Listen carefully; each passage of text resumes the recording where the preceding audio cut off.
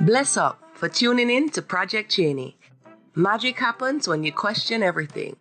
Conspirituality becomes reality, weirdness is welcomed, and it's okay to change your mind. Big up yourself. Hello, everybody. Welcome to another episode of Project Cheney. As always, I'm your host, Cheney, and I am really lucky this week.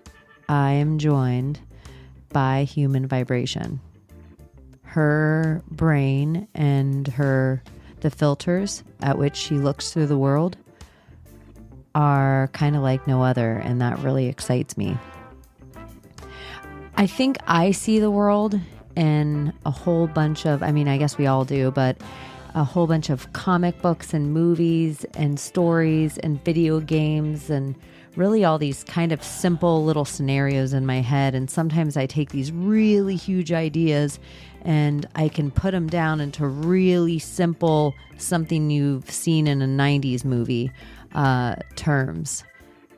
I think kind of it's my superpower that maybe I can think of some of these big philosophies, and I hate layman's terms, like it's such a douche move, but I don't have a huge vocabulary. I'm definitely not one of the smartest people I know.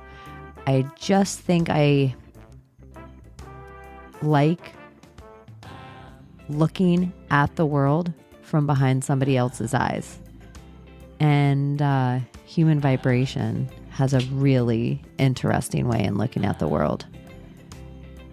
As conspiracy theorists, we like to think of ourselves as smarter and more researched and educated on different things and books nobody else knows about. And when did the lie all begin? Was it JFK's murder?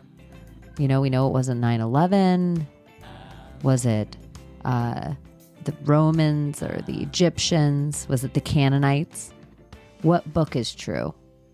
What book do you really believe in that you think was written by righteous men with righteous intentions? A lot of our news stations, pick your news source, pick your trusted news source. Why is it trusted? Who do you trust on it? Pick a technology, and then pick that technology when it was told to you that it existed, and how long do you think they had it before you had it in your hand? So there's so much about computer generated graphics and other forms of CGI that we assume we know when we got it. But the same conspiracy theorists will tell you with pretty big certainty that, well, the military has had 50 years of technological advances past us. And that's just what we know of. Probably more than that, though. Well, if that's so, then what is the technological advance? Is it the spaceship? Is it the microwave? Is it the microchip? Why not the computers? Why not the CGI? So this is what is super interesting with Human Vibration to me. She sees the world in a way of what if more than you think, maybe even if not everything, a lot of these big events and old footage that would just be just really easy to just take this one flickering 5 seconds of footage, and that's all you know about a whole event, and they build a whole entire thing around it. But when you really start looking up these events or these people or these things, there's not a lot of legs to go on it. We're in a world of confirmation bias, even if you think you're open-minded. And I almost, I want to give you homework and ask you as an open-minded, open-hearted person, how many times ideas come into your brain and you immediately close it off. You immediately, for some crazy reason, way back in your own research, way back in your own ego, way back in your own digs, way back in your own, well, my family member worked for NASA. I don't know. That was I'm sorry if your family member worked for NASA and you felt like I was mocking you. That wasn't my intention. Yeah. So I just really believe nothing is what you're being told. Nothing. And it hurts our ego to think we don't know anything. But I don't think we know anything. And the more places I look and the more people that I think are right, I mean, really, you think David Icke is telling you some sort of truth and allowed to live? Alex Jones allowed to live? I just think of guys like, what is it? Like Gary Webb. Like, look up that guy. Look up the real people. Like, I don't know if Julian Assange is a psyop, but that doesn't look like freedom to me. There's always consequences of real people that are opening their mind up to truth. And one of the big consequences that we do to each other in our society is if it's not comfortable to us, that person's crazy. That's insane. That's these things. I don't want to look at it. Blah. I'll get all the way up to this part of the conspiracy. Then I'm done. And I say all this stuff because I've totally done that in my past. I do it now. Yeah, I have friggin' people that I love that they think JFK Jr. is still alive, and I try not to mock. I have people that I really adore that they start talking gematria to me, and like 2 sentences in, I feel like my eyes glaze over like I'm V, like visitors, like an alien. Like I feel like I'm Justin Bieber in a courthouse video, and it's just full on like slit eyes rolling like I'm a reptilian. So I apologize to my friends that try to talk gematria to me. I love you and I love your brain and I'm here for it. It's just for some reason it's calculus all of a sudden. Anyways, that is nothing to do with human vibration. Human vibration is one of these rare filters that if you get lucky enough to really grasp how she sees the world and you get to slide her filter kind of behind your eyes, once you kind of see that way, you can't unsee it. Almost like gematria or angel numbers, number patterns, synchronicities, different symbolisms. For me, I'm crazy into symbolism, so I see them everywhere. Once you kind of unlock your brain to seeing other people's Greek of it all, other people's coincidences of it all, other people's CGI of it all, it helps your brain see in a whole different way. And she actually says something to me about human beings being better at facial recognition than even computers. And I thought of a Marine buddy of mine who was telling me, you know, we always like UFO sightsee or stare at the stars and look for UFOs. And he's like, let your eyes go blurry. Human beings are great at seeing movement. Like they're really perfect. If you try to focus on things, you don't see an antlers, you know, deer's antlers move through the woods. But if you let your eyes kind of go blurry, you'll immediately see movement of something. And that's, you know, kind of how he explained looking for UFOs in the sky. And human vibration does this really awesome job of kind of explaining the difference between our eyes to me and a computer's eyes. And obviously I'll let her get more into it. But I really love this conversation and I hope you guys do too. Yeah, enjoy.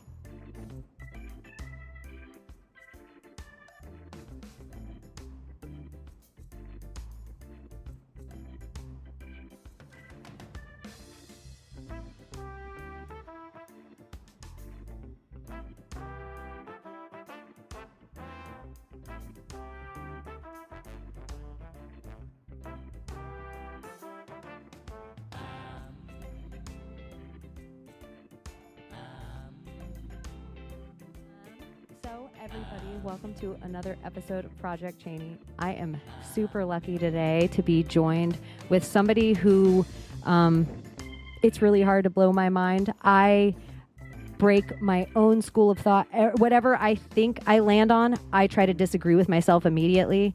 And your brain constantly blows my mind. So everybody, please welcome Human Vibration to the show. Hello, Cheney. I'm so happy to be here. Thanks for having me on. I love talking about so this stuff. Excited. I am so excited. And I think it's probably, I heard about you first on an old episode of Tinfoil Hat way back when. I would listen to every episode right when it came out.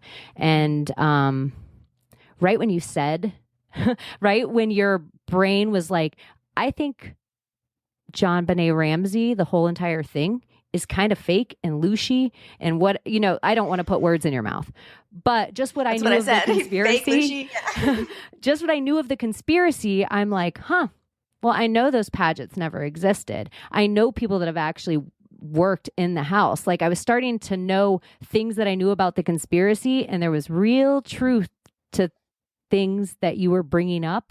And that little piece of the puzzle that you said about somebody like John Benet Ramsey changed the way I thought of the entire TV. And I already thought I saw the TV for what it was.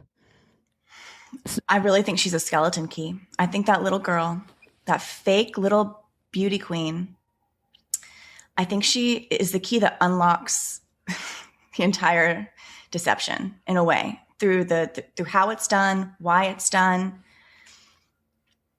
straight up the chain of command to who it's done by. It's so interesting. What's your theory on it? So anyone that's just hearing you for the first time. Yeah, I'll do a little quick primer. John Benet Ramsey, an incredibly, incredibly saturating case. This was in the late 90s. It was 1996, going into 1997, Christmas night. This is before the internet. This is before cable news. This is when you still get your news from your local station.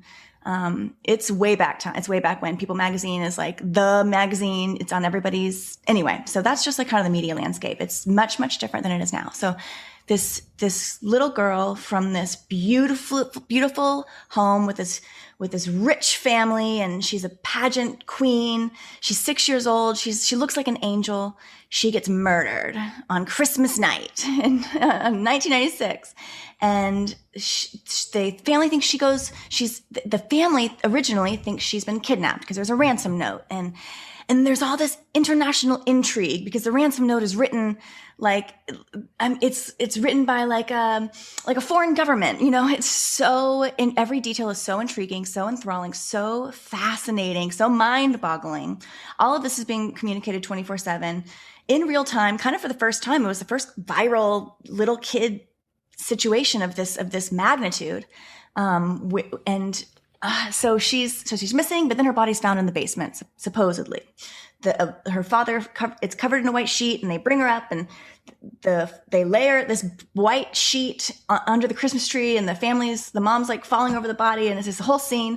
Meanwhile, the policemen, they've never this is Boulder, Colorado in 1996. They've never had a homicide. They've never dealt with this before. It's like Elmer Fudd shows up at the door at 6 a.m. They have no idea what to do. They're just watching this family have this crazy scene. They don't even see the body. The body's under a sheet. The mom's laying on it. Then the mortician comes and swoops up this sheet and takes it away. And that's the scene. That's the scene. It's all this confusion. The police have no idea what to do. The family's in this family's in this wild theatrical pantomime of grief. And this is what it's written about. It's written about this. Nobody sees it as a theater. Everyone sees it as this soap opera that's playing out. And so we're watching this scene, and it's so incredibly enthralling. And then all these beauty pageant, then she's a beauty pageant girl, and all these beauty pageant pictures, like a flood of beauty pageant pictures just come out, and the whole world is saturated with this girl's face. John Benet Ramsey, John Benet Ramsey, John Benet Ramsey. Okay. So I'm just trying to paint a picture of how robust this was. It was the show you wanted to watch. It was the thing you wanted to read. You wanted to find out about this little girl. It was a textbook. It was a textbook case of fascination through the media. How to pull the attention of an entire public through into a singular node, into a singular point in space, in time and space. And that was John Benet Ramsey. And she was very successful. That was a very successful energy grab and attention grab. I'm saying all this from a perspective, I do not believe that she was actually a real girl. I do not believe any of this actually happened. I believe that she was a fully digitally generated identity, played, like, how do they do the videos? Well, I actually do believe all of this identity creation has always been available. Like, it's been around for a long time, decades, if not longer. If not longer. So the thing, like, they didn't have that in 1996. Yes, they did. What we saw was a cartoonish version, but it did. And they even tell us it did. I went into, anyway, I'll get into the technology later. But this technology did exist. It did and it does, and it always has. And from what I understand, it's like our human timeline. Okay, so this was just I feel like it was this case. So I started to look into the details of this case. It's 24 years later. I have this epiphany. I see her face. I recognize her face as a digitally generated face. That was kind of I had this uncanny valley reaction in my body, a visceral reaction. When I saw, after training my brain on this website called thispersondoesnotexist.com, I have a background in video production and graphic design and 3D, and there's lots of in technology and how rendering, all this stuff really fascinates me and the technology behind it. And because our faces aren't symmetrical. And no, they're so really when not. they're folded over, like if we split our face in half, we have two different people if we just use those halves. Absolutely do. And so, yeah, I never even thought about, like, you actually You're can a Sim. train Did you play The Sims? Did you play The Sims? Did you ever fiddle with the kind of mechanics of the game? And did you see? So when you were The Sims, and that showed you that mapping, and they were always perfectly symmetrical because they were fake. They were Sims, but you would lay it out and it would just be it's like a bear rug of a human being. And that's how our skin is designed. And they say it's called skinning.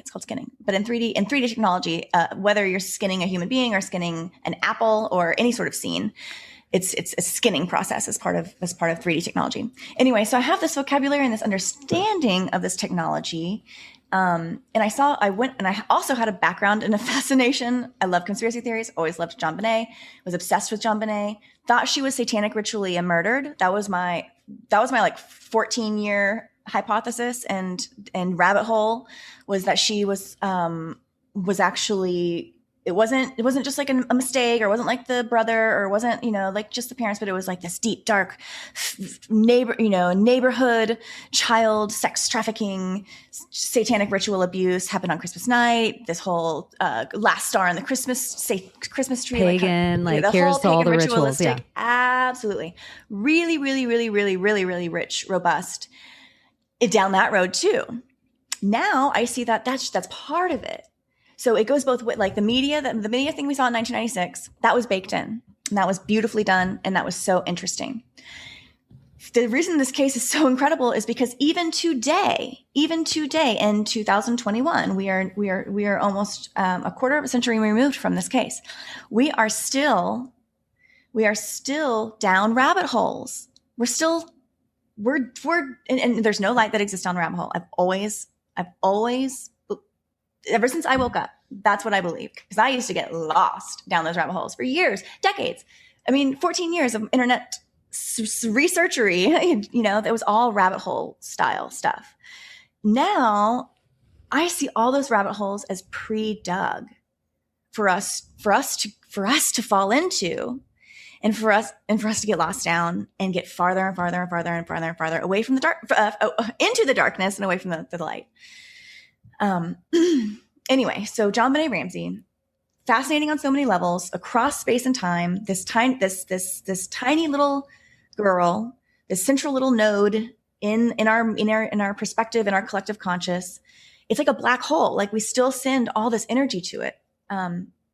And how like long of a battery, like you were saying, that they rode this shit out, from the parents to Patsy's cancer death, to the brother diddling her, to the dad remarrying dating Natalie Holloway. Yeah.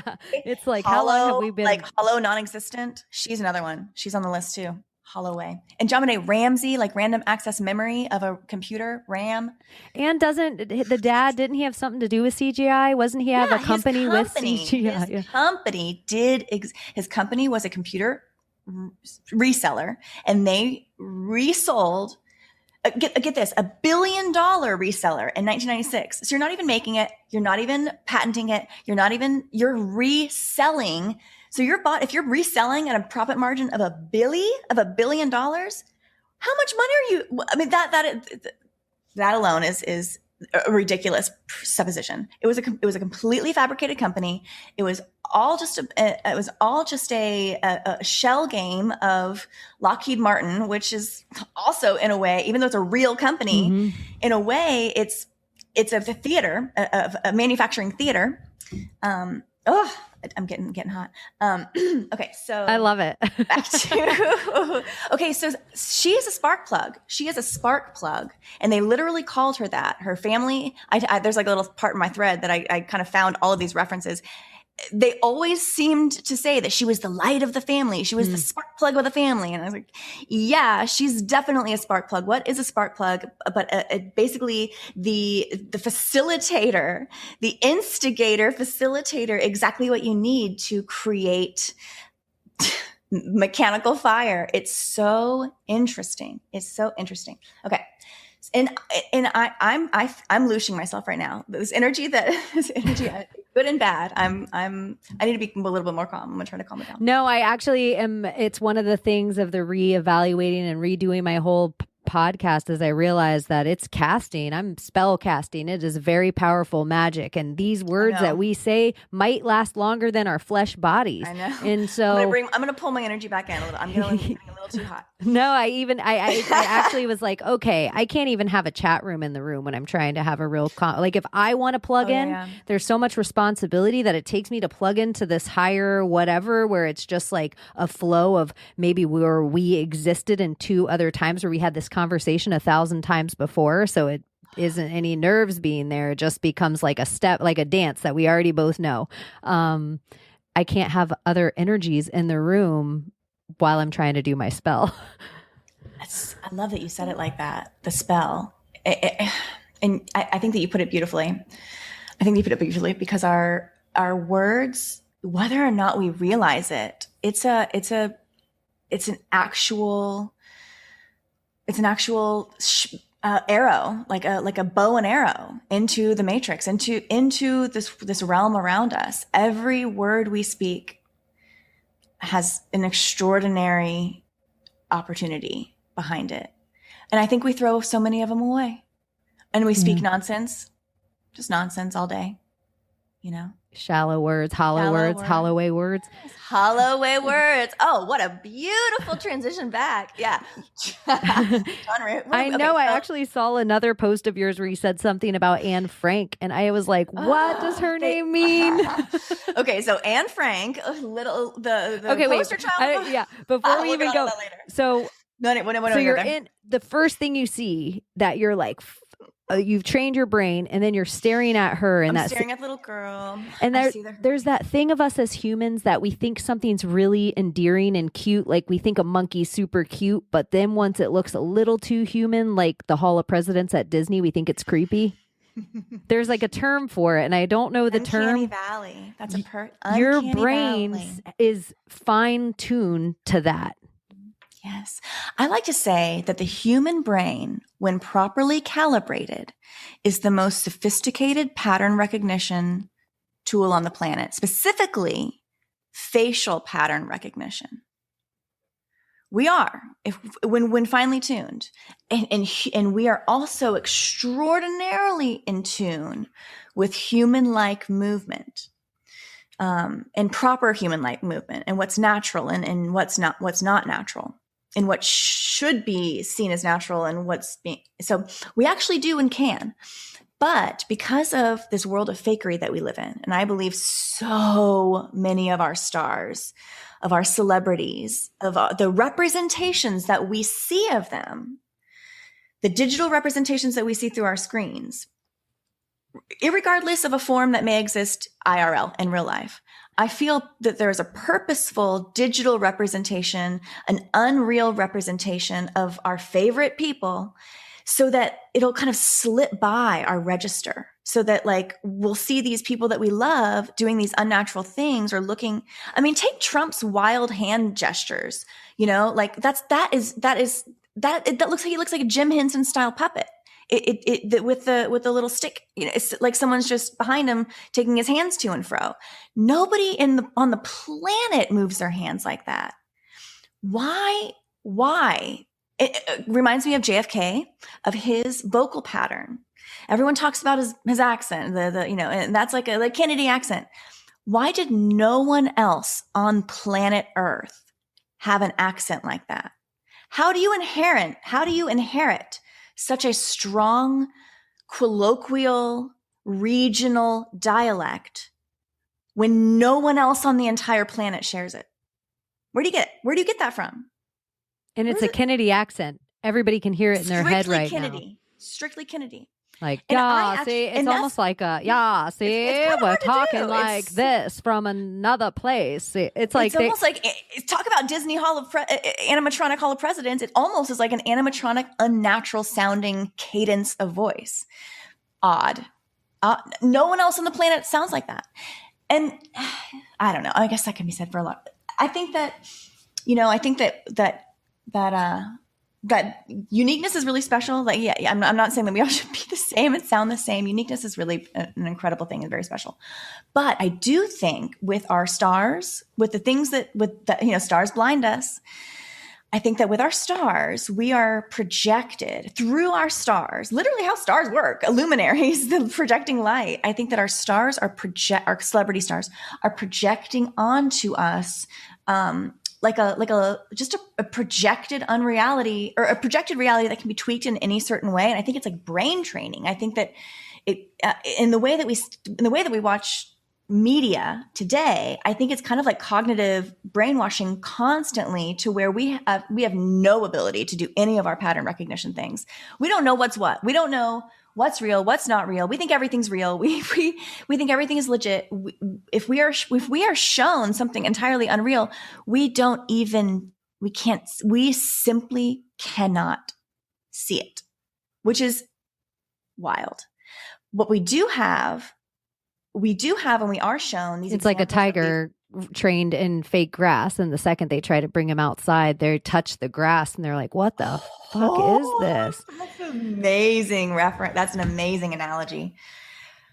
We have no idea what our natural senses can and should be, and we have no idea what natural surroundings actually means. We have no clue. We just have no register.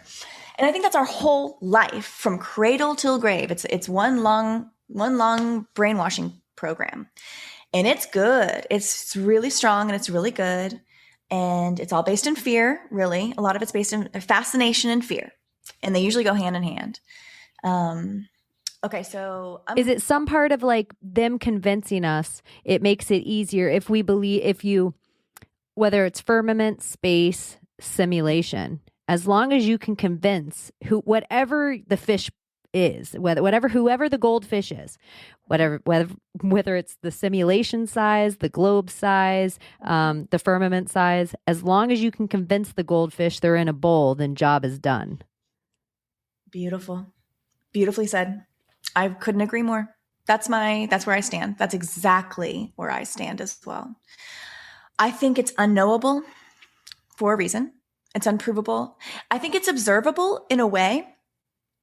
I think observably, it feels like we're in a flat with a dome, because it like perfectly comes around. It looks like we're in a planetarium. We're always the same distance from the edge. It's like the dome is like following us everywhere we go. We're like 0.0, and the horizon's always perfectly spherical around us, almost like a video game environment. We never get closer to the edge. We never get farther from the edge. We're always equidistant from our perspective to the horizon line. Always. Which, interestingly enough, if you stand at sea level at 0 and look out to the horizon line, if you could put your eyeball on the horizon line, because even at me, I'm 5'6", so I'm above sea level. I'm 5-6 feet above sea level, standing at sea level. So if somehow we could fix our eyeball on the horizon line, the distance between us and the horizon is 3.14 miles. Which you just blew my mind. Which is pi. 3.14 miles. And if you Google it, it's going to tell you, it's about 2 kilometers or 3 kilometers or whatever it is. It's going to tell you that it's going to always tell you in kilometers. And I'm like, well, let me look that up in miles. And then it's going to tell you about 3 miles. if you say, well, what about in miles? It'll tell you about 3 miles. And then if you just go to nautical, you can just Google it, and you can actually get farther into pi. I think it's 3.141, whatever. I can't. All my math people, if they're listening, they're going to be so embarrassed by me. But you can go one more, 3.14x of pi, and that is how many miles between sea level and your distance. So I think that's very interesting. No, we're never taught that in school. We're never taught that immediate, and it's miles. No, it's one of the first questions I remember my dad holding me in his arms with my little kid voice, looking out at the horizon. I grew up in Florida, and saying, how far is it to there, to the edge? And I've replayed it a million times in my brain. I never know if he said several miles or 7 miles. Well, if he said several, then that would be categorically correct, because three plus is several. It could be several. Yeah. It's so weird. Yeah. Right. It's so weird that like those little kid questions seem to be the biggest truths that are originally like stolen from us. Like just thinking with a kid brain.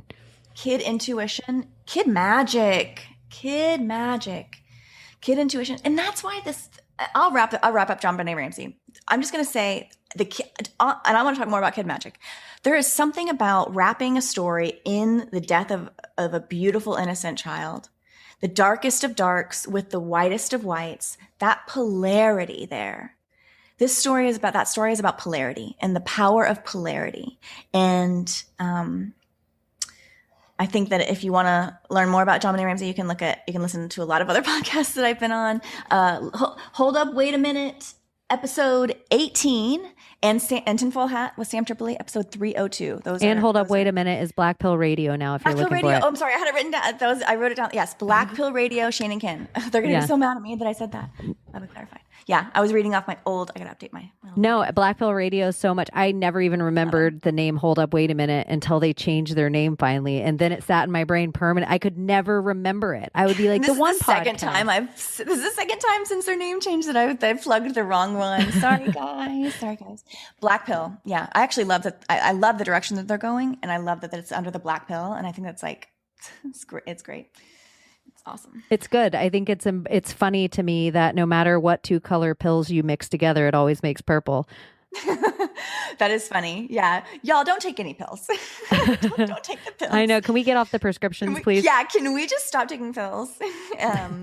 Smoke your pills. Yeah, right? Yeah, the green pill. The green. Yeah, take the green pill. Oh, no green pills. No pills. No pills. I know. What's the pill? And then I look into every word. That's my whole thing is I'm into the spell casting of every detail of every word. And once you get into the Latin of things and once you start getting into the primordial gods and start looking at all this, it's like, it's real important to me that I think it doesn't matter what you believe in. There's energies that believe in other things. And some of those energies have been around for so many thousands of years, they carry a lot of weight. And so when you get into primordial God shit, you are fucking with an energy that you might be able to transmute it, but if you don't respect it, you might be putting yourself in a weird thing. I think there's like hurricanes moving around this planet and of energy. And there has to be dark and light, but the evil hides itself in the dark. It's convinced us that it's darkness, and so we don't look into the darkness at all. Right. And I think there's people on this planet that we're just supposed to wield the darkness more responsibly than the evil when it took it from us. The weird part for us is we're blinded by the light. So if somebody puts on a religious item or if they carry righteousness swords, we give them a hero cape and we're completely blinded by the evil that's hidden in all these places that we allow this hero worship to be. But we don't put like any kind of credence to the people that survive the darkness. Like the light workers that actually survive the dark walk. And I'm starting to realize too, a lot of really like my intuition of feeling people, a lot of really fucking light people where I'm just like, oh my gosh, you are fucking magic and pure. Like I can feel your innocence of your soul, like so deep past this. They really think they're darkness because of the shit that's happened to them. Yep. I think that's part of that. That's part of the Cradle to grave. That's probably the biggest part of the cradle to grave conditioning program, is teaching us all the negative things about humanity and ourselves. All the horror. I think history is a fabrication simply to have us experience a false representation of what humanity is and what we're capable of and what's in our nature. And through this false ingesting of like all this negativity, we do actually become. Sorry, my dog's panting in the background. He just decided to sit in the middle of the room. No worries. I had to make mine get out at the beginning because I'm like, I know someone's going to come home and you're going to have to scream your head off about it. I'm going to mute myself for 1 second and get him out of the way. No worries. We love animals here. Okay, all good. What's his name? His name's Knuckles. He's an English bulldog. Oh, that is so cute. He usually stays in the other room. Well, English bulldogs aren't really capable of not panting. I know. It's kind of in their It's thing. a balmy 74 degrees in the apartment, and he's just panting. We did play Frisbee earlier, so that's my mistake. Mistake number one. But even right now, like we're talking about energy, and I felt just because of this like minor thing that I can hear very, very loudly, and I hope your audience isn't like. I can hear it a little too, as long as they know it's your panting dog and not me. But it's really fine. I mean, it is what it is. Life happens. Life happens. In our energy that we take into any situation, if you wake up on the wrong side of the bed in the morning, your entire day will be bad. It will absolutely be bad. The person at Starbucks is gonna piss you off for some reason. Is gonna like trespass on you. Everything's gonna feel like a trespass. The person who cuts you off in traffic is gonna feel like a trespass. The person who steps in front of you in line at the grocery store, it's gonna feel like a personal trespass. When you set yourself up through these energies, our energies, our words that we say, the energy that we receive from others that we have to handle, that all comes into like the sum total, like the energy we bring in and the energy we receive. It's a sum total within our body, within our systems. And that is, we always, I think, are projecting a mirror image of that. I think we're always projecting a mirror image, even if we think we're projecting like this happy Instagram scrubbed, beautiful life, even if we really think that that's what's being, even if you think that's we're getting away with that. Ultimately, I think that the truth shines through in a certain way. You said that you see these light people. You can see that these people are light beings, and you see that in them naturally. You see that automatically. But for whatever reason, the world has told them that whether it's their thoughts or their life, livelihood, their personal appearance, their choices in life, their religion, their sexuality, whatever, the world has told them that they are not worthy because of X. And they've been, and in addition to being told you're not worthy, we have been shown a million examples of unworthiness through our history. They can point to, remember when Salem witch trials? Remember, this is what happens when you do, this is what happens when you do X. This is what happens when you do X. This is what happens when we collectively do X. And I think sometimes like we just repeat X because they keep telling us about X, that they say that we're doomed. If we don't learn history, we're doomed to repeat it. I think that is kind of like that's like the way that we're taught and told. But I think more, we will repeat history because we are constantly reinforced this narrative, and that's the reason all these cyclical things, all these things just keep happening, and all these old things we can't quite get over. I don't know. I think that it's like a rinse and repeat. Like they have to convince us the end of times is always coming. Like the Bible always has to be, Revelations is always coming, you guys. You always have to fear it. Every generation forever has to feel the end of times and your judgment in that. We're always given and I think you hit the nail on the head right there. I think each generation, even micro levels, because some are macro, some are micro, but each generation is given their own version of the end of the world. Like, our parents or maybe grandparents, depending on how old you are, their generation had to hide under their desks for the nuclear fallout that would happen. They had to literally do school drills where they all got under their little wooden desks and put their hands over their heads as if these nuclear bombs that we're told will obliterate the entire subsection of the planet or the entire planet, and you're going to protect yourself by putting your hands over your head on your wooden desk. Like I think that these exercises, so that's one example, and but then, and then there was like Y2K. Remember when they told us Y2K was going to be like the end of the world? What a ridiculous exercise. And of course the Mayans, their minds are always trying to kill us. They're always trying. Yeah. How many times have they used that same calendar and they're like, oopsie day, we got the day wrong. Yeah. Oh, Gregorian. The Mayans Julian, were accidentally Gregorian. using the Gregorian Oopsie. calendar. Whoopsies. It's, but okay, all that to say, I'm laughing, but I have been in that. I have been all of the, guilty as charged for all of those. I know every, I call them bottlenecks. I like how you said all the rabbit holes are pre-dug. It's just an easier visual. For me, I always am like, no, the bottleneck is created for you, like a twisty straw. Like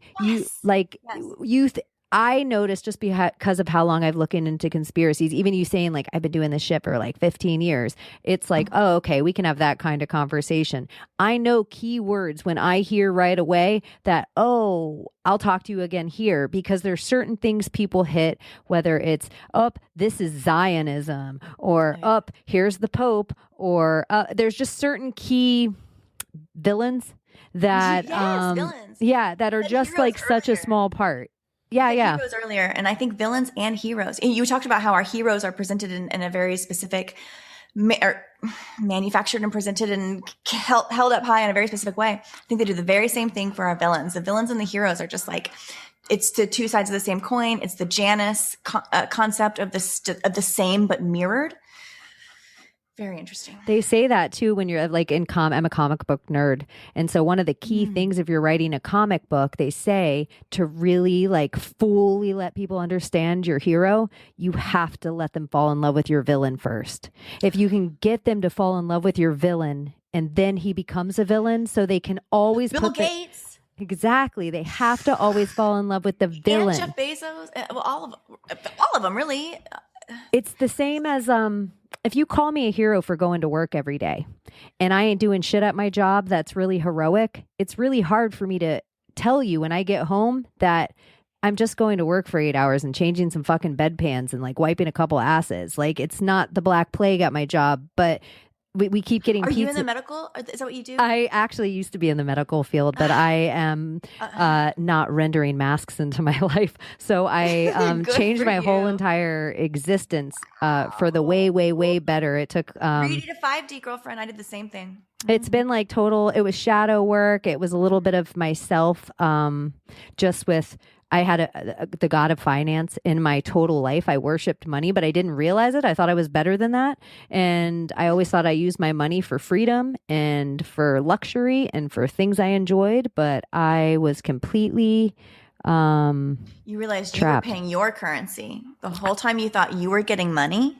but what you were really paying was your most precious resource. You were getting this worthless thing for your most precious resource. I love the word currency because it's such energy. It's currency. You're saying it. A current of energy. A current is a measurement. Currency is, I love to say, I have my little sayings.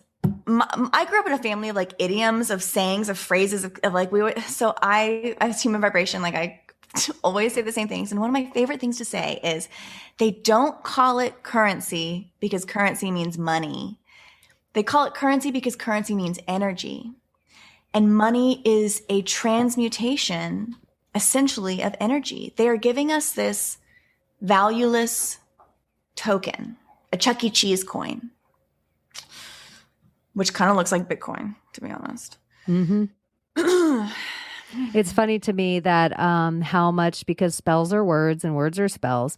So they are legitimately all been fighting their whole lives in the conspiracy world against a one world currency, but they are literally walking across the bridge to get themselves the one world currency the quickest. And it's called cryptocurrency because it's the currency of the dead. Like, it is the energy of the dead, and you are walking into being completely controlled by it. Yet they're walking away from precious metals.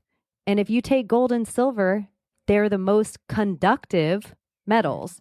And currency matters to everything in our hand, to everything in front of us right now. Conductivity matters. If you believe in Tesla energy, the gold and silver are needed. The oldest, furthest back religions, silver was the most feminine, divine metal. It's the most conductive metal, even though everybody would think it was gold. Silver's more conductive. Also, silver's stronger. There isn't anything that gold is except for the blood of the gods, which is really interesting. I love that you said that, and I want to riff on this because this is something that's really fascinating to me. So yes, you're right. Gold and silver, they're such different properties. Silver, there is no property on the planet, in the realm that reflects sunlight more purely and directly than silver. Wow, I didn't know that. That is so awesome. And also, silver is an incredibly energy conductive material. I think you're right on gold. I think gold is the blood. I think gold is blood. Silver's the most conductive, the highest conductivity. Silver is way more. Okay, look, here's your example. Okay, so thinking about sunken treasure. The concept of sunken treasure, which I think is like a total psyop. I think there's so much like psyop around like old world piracy. And I was at the treasure store yesterday holding treasure. No, it's just so bizarre because I've never been to this treasure store. I've never held treasure before. So the idea that you even brought it up.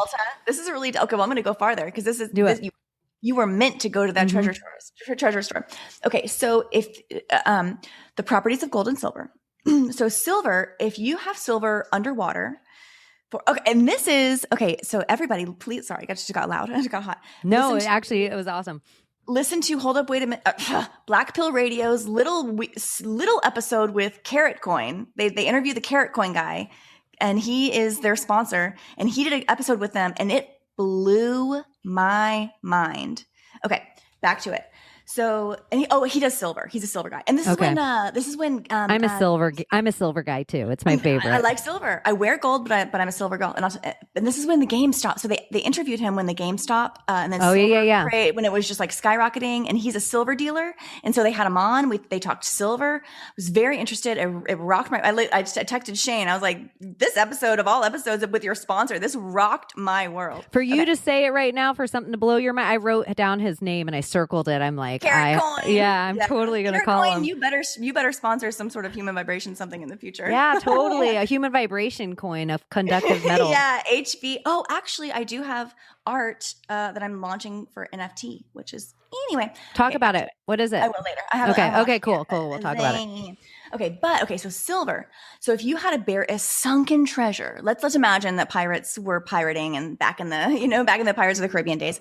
So if you had sunken treasure and it had silver and gold, the silver really wouldn't last long under the water because it is so conductive. With the salt water, if it was in the saltwater ocean, it would just be playing off that salt. The salt would eat the enzymes in the salt. The silver would just be totally obliterated. However, gold, fine. Chilling, nothing, unfazed, entirely unfazed. It's just simply not a conductive material in that way. And you think gold energy, we have these ideas. And how you can bite through gold. Like the more pure the gold, you can just chew it. But silver is hard. The more pure, exactly. And that's the biggest farce. Okay, that's the biggest farce because you get into 24 karat gold. You can't even wear that jewelry. You literally, it falls apart. The links will just pull apart. It just absolutely pulls apart. And so for something to be wearable and still valuable, it has to be diluted. Give me a break. Like break me off. Give me a break. Break me off a piece of that. Break me off a piece of that very breakable gold. Okay, bite me off a piece of that gold because flake me off a piece of that flaky gold. Seriously, it's such a mind fuck. I know the 47 of it all is also the element of silver, but shout out to my Maria. I know, love her. But I also think it's interesting that Fe is iron, and so I think it's weird that we're iron males. That's what our name actually means, and that I wonder. Iron male. Tell me more. How, like human? Or? Yeah. Well, females are Fe. You're an iron male. So what is it about the metal in us, like the alkaline of our blood? And wow. Yeah.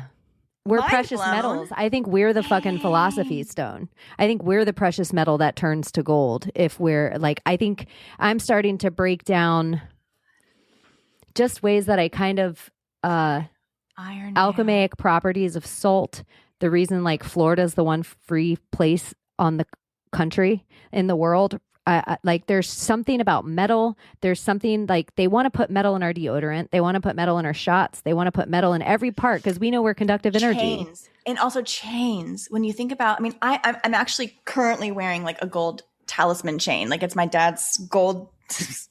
He was chained. He was literally chained by money. You talk about the god of money. And I actually take this off now as human vibration. I take it off sometimes because I have recognized that wearing even though it represents something very valuable to me, my memory of my father, even though it represents something very special to me, I am literally, I'm wearing chains. Talk about ascension and talk about vibration and raising your vibration, and if our words matter, our immaterial thoughts matter, think about the physical material things we keep on our body. If we're chained up, does jewelry actually weigh us down in our ability to ascend? I think so. Well, look at some religions won't mix up clothing. They won't mix up fabrics. So you're talking about a whole nother level of, like we are supposed to be naked.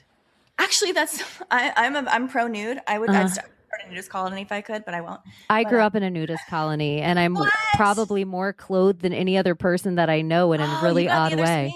Your pendulum swing. Your pendulum swing away. Yeah, it's really. I didn't grow up in a nudist colony to the point that I like lived there 24/7. My parents had that. Yeah, they had that lifestyle. They were like closeted nudists in our real life town, and then they lived in like St. Martin and St. Thomas or Jamaica, like wherever the nudist resorts are for months at a time. Wow. Yeah, that's very cool. It was there's a lot more swinging in nudist colonies than you think. No, I would imagine there is swinging. I don't know. I've never been. But, and just looking around with my eyes, there's a lot like ladies that are nude. Feel a certain way about themselves. Usually they either do a lot of spiritual work about themselves or they're just fucking dragon slayers with killer bodies. Dudes that feel about themselves a different way nakedly is a different vibe. It's I know what you mean. Yeah. It's a different vibe. Yes. It's almost like really a different sort of confidence.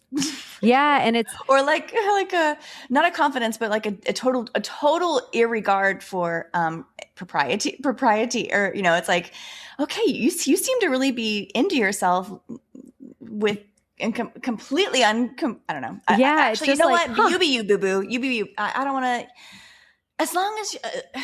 Okay. You know what I'll say? I was about to be like whatever you think of like that naked hairy dude in your head. That dude naked, out of all his clothes and all his jewelry. You're right. All the girls are working it. They're working their spiritual side or they're working their physical side or both. God love them. I'm trying to do both. I'm hoping to have that pinnacle. Yeah. I want to live forever. Tip of the spear. Yeah. I'm aging backward. I'm Benjamin Buttoning. That's what that's my goal. I'm just going backwards. What I will say, when you take away all the like fake wealth of the 3D world of how much we've allowed men's finances to like stand up for their looks. You're right. It's really brilliant though when you can see that like fucking whatever you're thinking of, like of the gross big belly dude that's like and loud. Do you think that you were just like innately turned off to this fake world as a child because you saw the gameplay on all parties? You saw that the women were peacocking. Everyone was peacocking, but in their own very specific way. And you saw it as incredibly unnatural and incredibly gross and bizarre. It was all weird and bizarre. It didn't matter if it was sexual or not. As an adult, that's simply the gameplay. Like that's normal and natural. It's totally. But as a child, but you had that kid knowledge. Back to. If I could talk about kid knowledge, the entire podcast. If someone would invite me on just to talk about kid knowledge, I would love that because I think there is such an incredible intuitive force that you have. Charisma and goodness. It doesn't matter the clothes. It doesn't matter how scary the bodies look. I think that's why Santa is introduced because he is a fake Let's kid knowledge. That's Santa's a perfect He's kid a knowledge. creep. He is a creep and a half. Climbs down our chimney, always watching us, sneaks into the house, eats our food, wears red like Satan. He's always checking it, a very strange figure. They even made songs about our mom kissing him. A lusty little guy. Absolutely. Absolutely. A Hugh Hefner and also kind of wearing a red robe all the time. Anyway, so I think these kind of, I think as a kid, we're introduced to this fake character, and Santa's kind of introduced as the first psyop. I mean, let's be honest. I think we're given Santa as a way to like normalize this like totally bizarro stuff. And you maybe held on to your kid knowledge a little bit more and felt there, we kind of recognize what's abnormal as children way more than we can as we get older. Like when I were, in corporate America, the behavior is so bizarre. It is such bizarre behavior between adults. And it's like, now that I've like stepped out of my very corporate 3D life and I'm living way more in my 5D uncorporate life, but still kind of tiptoeing back in, whenever I do, I see the theater curtains. I see the theater curtains for what they are. I see every step of the way. And I think that as kids, we're able to recognize all these things. Like if, these kind of parodies of like kids in business suits, Yeah. They wouldn't last a minute in a meeting about a meeting. You know what I mean? You know what I mean? Yeah. They wouldn't. Like kids are way smarter than us. An adult will hang around for an hour about nothing. Nothing. We're all wasting our time and we all know it. We all collectively know we're wasting our time. But we'll all sit there for that same hour, like this fake hamster wheel we're all agreeing upon. Oh, girl, the hamster wheel. That's what I feel like broke for me in 2020. When the word new normal was thrown around, I swore I would never go back to my old normal. I didn't care what new normal they were trying to create. I was like, fuck my old normal. They're telling, I think that these little buzzwords are way bigger than time's up has nothing to do with a Me Too situation. Time's up. I do believe time's up is a shot across the bow. It's up. Time's up. Like I do think that, yeah, I think that we are, I think we're kind of entering a new phase of understanding and a new phase of truth. Do you think we win this time? Like it's not even I think we have to. I think it's already done. It's already done. I think as it is written, as it shall be, I really think it's already been done.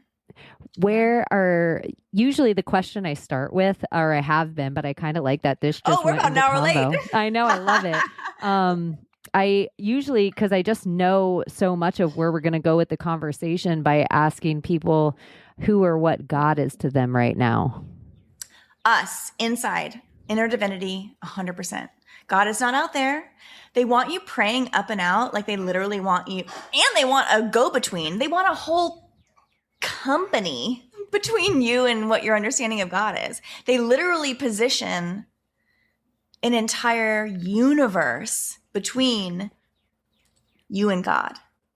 Church, think of it, Catholicism.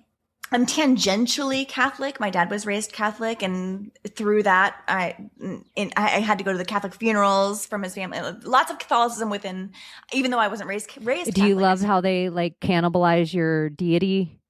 Like Absolutely, whoever your deity is, you eat. Blood. And okay, so my favorite topic is hot Jesus. I think I might have had my sexual revelation to the body of Jesus Christ. So the guilt is already instilled in the sex. He's hanging on a cross, super sexy. Look at those abs. He's in with that facial hair, long hair, looking so hot on that cross. You want to know my weird thing that triggers forgive me, for I have absolutely. Yours is hot Jesus. Mine is the orgasm of crucifixion. It is. It's a 1-to-1. If you're God and you're coming down for 33 years in the flesh of man, you're coming down. The coming of Christ. The coming, the second coming. We're coming again. Kinky. Yeah. So it's like if you... I don't even know what I'm like the second coming of Christ. Out of control. Oh yeah. Oh yeah. The if you if you're God and you're coming down in the flesh of man for 33 years, you've been living forever and will live forever. But this second, you're coming down in the flesh of man for 33 years. If you don't want to feel every second of your fucking death, and you don't want to go out in the longest, most drawn out, fucking energy provoking way you can think of, I would say you're not God. So I think a crucifixion is a romantic death fitting for a God. And it Like should an be orgasmic death. You would feel every fucking second of it. Okay, is that why that sword, that like, what do they call it? There's like some sort of sword ceremony where you literally like stab yourself in the stomach. That's how Elliot Smith was purported to die. Many famous Elliot Smith. Like it's literally No, like I have a picture of me, actually like long, like my LA me, totally different girly girl. I and used to this have an color Elliot Smith wall and swirl behind, like the pedo sign. You know exactly what wall I'm talking about. Like sitting all dark in my Elliot Smithness. So sad. It's crazy. That's Did feeling Nick it to Drake do that too? The Pink Moon guy? Did he do? I mean, he killed himself. Did he do that? Okay, so there's a sword ceremony. But that's like, so the sword ceremony of death is kind of like, I mean, it's basically like an orgasmic sexual entering of an orifice into your body in a death ceremony. Wow. So that's kind of like the sword stabbing of like right into your chest. That feels like a sexual representation of death. Yeah. But the crucifixion, absolutely. And the nailing on the cross. We would call it nailing. Oh no. Jesus You H. totally Christ. want to nail Christ. You want to kinky nail little sexy Christ. bitch. This is my grandmother's fault. She was Catholic, and I blame her. Those rosary beads. There's some sort of. I can philosophize Anal the beads? Marys Oh my all God. day. Oh my goodness. I can Okay, philosophize off the this topic. Marys all day. Like I can just Off this sit topic. all day and think of the Mary wife, the Mary virgin, the Mary whore. Are the Marys the same woman? Did Jesus never exist? Was Jesus really Mary? Okay, so this is what I think is so interesting, because as feminine, as female, I think we actually do have many built-in women inside of us. I do. I think that we have many personalities. I don't think men do. And maybe they've got two. I think men kind of max it too. They're like the good self and the bad self. I think men are kind of maxed. Am I thinking with my dick or am I not? Yeah, I think they're like, and like that can be pretty extreme. I think, like a dark devious side is probably pretty extreme. I feel like I'm categorizing, but I do think there's something about a woman that is like a prism of self, where there can be an extraordinary. Me too. I mean, I think that I am human vibration, but I'm also not human vibration. But that is an extraordinarily real and specific representation of me. But I'm also many other iterations of me. I'm a fractal of me. And I think that there is something about that feminine, the divine feminine, and even divine, the division, the dividing. I feel like I am able to divide myself and still stay whole, still be a whole entity. But I never knew that before. I had to wake up to realize how cool and fractal I was, and guys, if you're listening, touch in with your divine. You have it too. You've got a divine feminine in you. You've got the XY chromosome. You've got the extra Y. Why do you have the Y? And so you can tap into the that. So you can tap into the V. You can enter into the V. A Y is a V with an enter. You're entering. Anyway, tap into that shit. You've got that. I know. I feel like in a weird way of the avatar I chose in this realm. You're a boyish girl. I know, and part of the I feel most comfortable in boys' clothing. Actually, I was in a relationship for 7 years, and I wore his clothing pretty much throughout. We were kind of the same size, and I would always go into his closet and pick his clothes. Did you guys split up from the time you talked about this shit since you became Human Vibration? Basically, Human Vibration was the end of. Because I feel like when I listened to you on that podcast, you said like something like, my husband thinks I'm crazy. Yeah, and then I went to therapy, and then he sent me to therapy, and then I was like, and then I kind of flipped my therapist. He was like, "Girl, there's nothing wrong with you." I actually went to many therapists, and pretty much all of them were like, you think differently, you have an incredible way of thinking, you just need to be just be you and have some you just need to be. There's nothing wrong with the way that you're not doing anything dangerous in the world.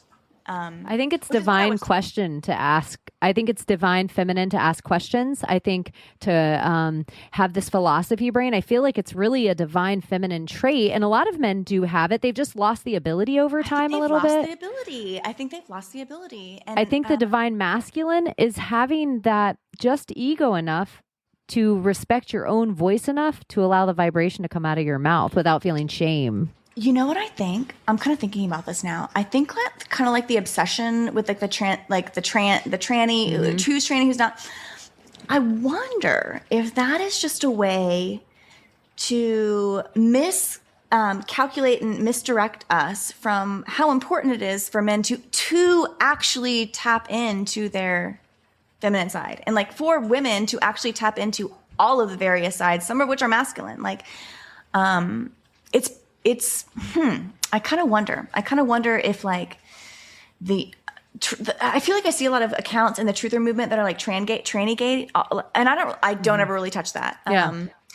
But I wonder if there could be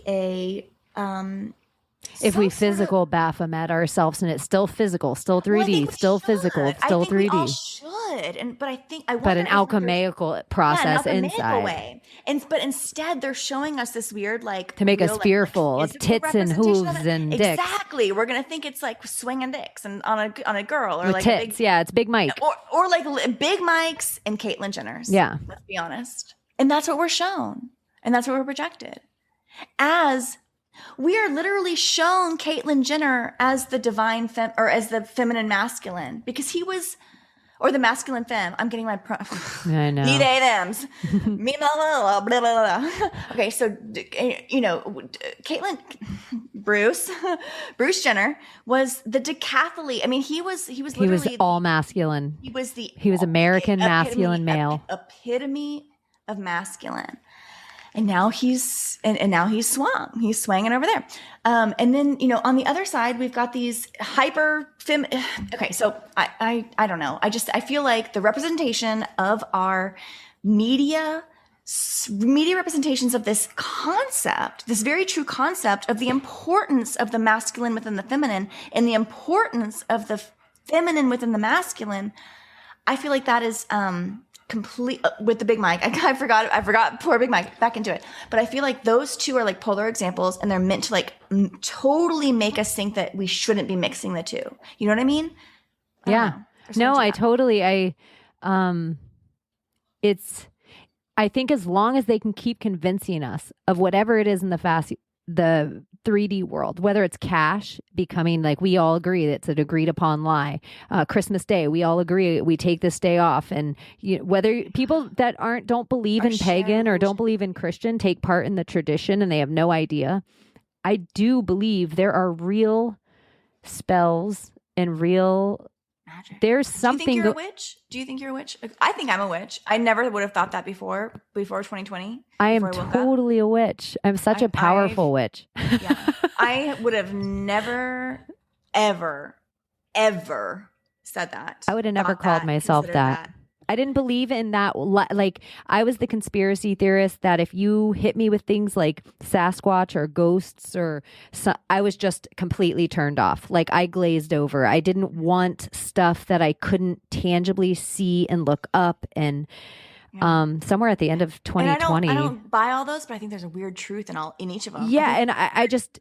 Bigfoot, I think there's a weird truth in Loch Ness, you know what I mean? Yeah, like something's going on. There's some lie they're trying to bury and cover something else. There's some sort of like truth there that's not the story. Yeah, just beneath the surface. Yeah, and every kind of if the story always was too quickly to come by, I immediately didn't trust it. So if there was things about Pizzagate or even the starts of Q or the starts of these things, that it was just too fast and too feel good. And everyone's like, whoa, they really put a damper on the internet. And I'm like, they put the damper on the internet a few years back. This is all a show of showing you who they're deleting now. Like, first they come for Alex Jones, and then it's like I could see as long as we can get everyone ignited behind Alex Jones, then they will see how dangerous these other people are. It's kind of one of the biggest things I even have about January 6th. And the key players I saw dictate real humans to get them into a place that now, still right now, that movement that I stood in and watched nothing happened is still being used as such a loosh to still control so much of our population to actually take part and walk up to the fucking playhouse. And as long as I overcame my fears, I really felt like I think about this moment over and over. Like there was a sword and a stone inside. And if I would have just kept walking. Oh my God. Okay. I was literally visualizing a sword and the Disney sword and the stone. Like it's so weird we're on Zoom right now. I think you saw me like I'm like nodding my head. I was just sort of nodding my head like an autistic like person. we were watching like you saw the movie and I was just explaining it. You gave me. Were you working up to that? Were you working up to that? I was like, you gave that to me because I was nodding my head like a crazy. I hit my head on my chair because I was nodding my head. So anyway, I saw it. It was like as long as I kept overcoming my fear, the playhouse, the actors just kept having to split because their role wasn't allowed to hurt me. And so even though the tear gas was real, I didn't need my eyes. Like it was all feelings. It was all like, this person's not dangerous. This person's not real. This situation's fake. I'm being put into this. I was so. When was this for you? When did you wake up on this level? Because I'm new. I'm still new. I'm 2020. No, I'm January. I feel like the logic of conspiracy. Yeah. Like maybe 2002, where I'm like 9/11 is fucked up. Like the Gulf of Tonkin is fucked up. Like all these like little weird events are fucked up. Like even the character Elvis, the character Michael Jackson. I had an inkling, an intuition. I had an inkling in all these things that something wasn't quite right, but I had zero vocabulary, zero. I had no spiritual vocabulary. I had gone to church. I had done that. These are the weird words to say. There's certain words that I'm like, why is this word hard to say? The psychicness of it, the next level realm of it all, that part definitely was my empathy opening up. I did DMT on 12/20. Like, cool. When you thought the Mayans were going to erupt us again? Or? Kind of. It wasn't. I just knew the veil was going to be so thin. I hadn't done DMT for a decade. I really hadn't fucked with any psychedelics. I was pretty clean. I've never done a psychedelic. I think I'm going to soon. I'm ready. Human vibrations. I think the more you completely ritual it. Yeah. I did it impulsively. I've never been in the right mind space. Ever in my life. I couldn't it was the universe told me. It was not even about, I've had this DMT in my presence for a long fucking time. It was like, it was 11:30 at night and I was sitting on the couch and I text a friend, I'm going to do DMT. Or maybe I told him, I don't remember if I was on the phone or not, but the only phrase they said to me was, fly high, angel. And for whatever reason, I will tell you, I thought it was the corniest fucking cheesy shit they could have said to me before I did the DMT, but I feel like some part of my DMT experience, it was like words that echoed in my brain that I feel like got me out of, I wanted to see nothing. Like I wanted to see it all. Like I didn't play with the nymphs. I didn't play with the sirens. I didn't play with the muses. I didn't get lost in Candyland. I was intentional about my journey. And I fucking I growled in the face of nothing, but it wasn't the worst part. I thought it was like my hindsight initially was that, but to be in the shoes of the creator as myself, to know the only thing that pushed me out of the darkness was the love I had actually given and felt in my flesh life as Cheney. That is the only thing that could make me angry enough to want to recreate a world again. And so when I pushed myself out of this darkness and was God alone, the loneliness I felt as God and the amount of work I had in front of me, the amount of animals I would have to create and sorrow and situations that I would have to create to eventually make a human that would be my equal to feel that love again was going to take forever. And it was like... Do you think we finally got there? Is that what we are? I think we're supposed to be the companion to God, which is to ourselves. Which is why which is why I recognize us as inner divine. If you've got that spark, I mean, this goes into the NPC conversation. Like, are there people just walking around that's got nothing inside? I think so. Actually, I'm kind of thinking so. But I think that there are a few out of the billions. A few to use your dad's phrase, 7 or a several, whatever. I think there are. I think that there are a few of us, several of us out of the billions that are truly online in a way and connecting now. And like all these, I think we're all kind of connecting now. And I think that we have this inner divinity and inner light, this inner God. And we're like, the whole concept of leveling up. What does leveling up mean? Like, like generations over and over and over. Like, I think we're finally we've been adapted.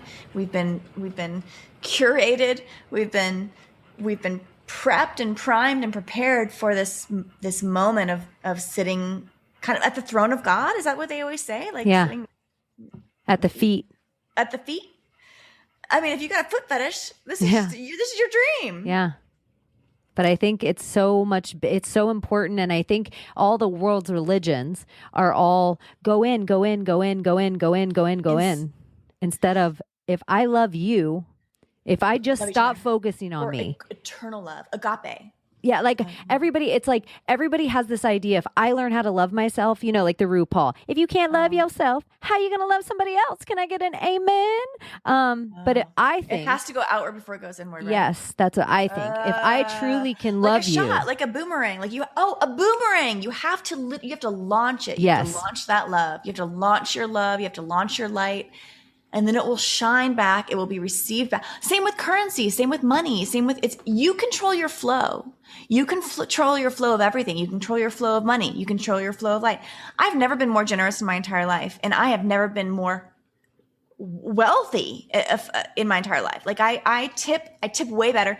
When I was working my 3D corporate world, I remember I would go out to like happy hour with my girlfriends, and I'd be like, "Well, you got this, and I got this. Can we split the tab? Can you split this?" I was an extraordinarily mentally burdened by things that absolutely don't matter in the long run. I was. And then in 2020, I had my flip, and one of those flips was generosity with currency. I started experimenting. I didn't have the money to do it. I mean, in a way, I did. Whatever. But so you're spiritual, like the John Benet thing happens, but you're at the same time the spiritual things kind of. Well, John Benet allowed me to. John Benet, my twist with John Benet turned me into a new person. John Benet Ramsey murdered me. She was your ego death. Your first fucking. I was murdered by John Benet Ramsey. Police, 911. There's a ransom note. She's missing. Yeah, I'm gone. That old girl's gone. Isn't that so fucking crazy? Bye, Felicia. Yeah, exactly. She's gone. My old self is gone. Literally, once I came on, she murdered me. It took that discovery within myself, and I think that I was like. Were you scared to be brave and authentic about it? Like, I don't know, because I was behind a human vibration. Like, nobody knew me on Twitter. Like, I was not scared at all. But in your real life, like with your husband or with your friends and family. Well, yeah, everyone was telling me that I was freaking crazy. Everyone was saying that. So I even met, so I wrote the thread. So I wrote a thread all about, so this is all kind of interesting. I wrote a thread about what I really believed to be the truth, which was the deep, deep, deep, dark rabbit hole. And this was right before I had my awakening. This is all, and I told you I've been absolutely obsessed. And how long ago did your dad die, if you don't mind me asking? 2015. Okay, so it's all really close in there too. 2 days after my wedding. 2 days after my wedding. Fuck. And he wore a purple tie to my wedding, which I find incredibly fascinating. And he walked you down the aisle? He walked me down the aisle and then exited stage left. And that was it that you seen him. What was his last thing he said to you before he walked you down the aisle? He actually texted me. Okay, so oh boy. He actually texted me and he told me that he would miss me. He said, "I'll miss you, my baby girl." He said that. He texted me. Okay, so I flew. I found out he was comatose. Oh my gosh. Okay, so I got married on a Saturday, and then I flew to another country for my honeymoon. I flew to Korea, South Korea, on Monday morning. And on Sunday I flew there on Sunday, and then I landed on Monday. I landed on Monday morning, and on Sunday I texted my dad. I just we had texted before I got on the plane, and he texted me like a really random text, but like I'll miss you, I'll miss you, my baby girl, or something like that. Did he always call you baby girl? He always called me JJ. JJ. Yeah. Anyway, but yeah. So he said he some weird text, very strange. He said, "I'll miss you, my baby girl." And then I landed in South Korea, and I had a message from my half sister, a very looshy, I have a half sister. I have a really weird, really family thing. No, I was going to ask, did they wait for you to get back from your honeymoon to tell you? No. I landed in Korea. And then I was, before getting in through customs, before even showing my passport, I was planning my trip back. I found out that my dad was in comatose in the hospital, and I had to get back to pull the plug because my brother is not in a state of mind or capacity to be able to make that decision. And my half sister did not have a relationship with him to be able to make that decision. And so I had to. And so you're just a power of attorney grown up. Here you go. Mm-hmm. Ready, but I was born for that, and I knew that I was.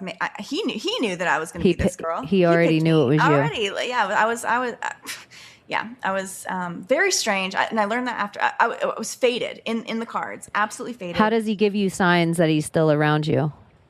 All the time. Well, I have him all around me. I wear his talisman, which is a gold Pegasus with a ruby eye. It's funny. I have a gold ring of my father's with a ruby center. I wear it of my dad's. He used to call me baby girl. Like that would be what he would call me. And it's his high school ring. It wasn't the most valuable ring. It had like a memory. Like I could feel the energy from him.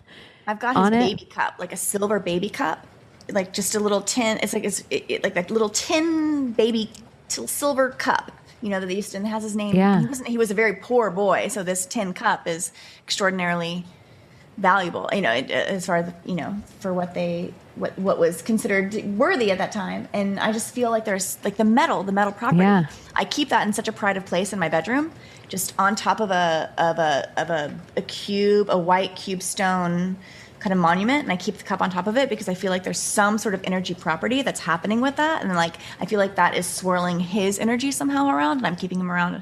I have more diplomas up from my dad than I did from myself, or like I have more mementos.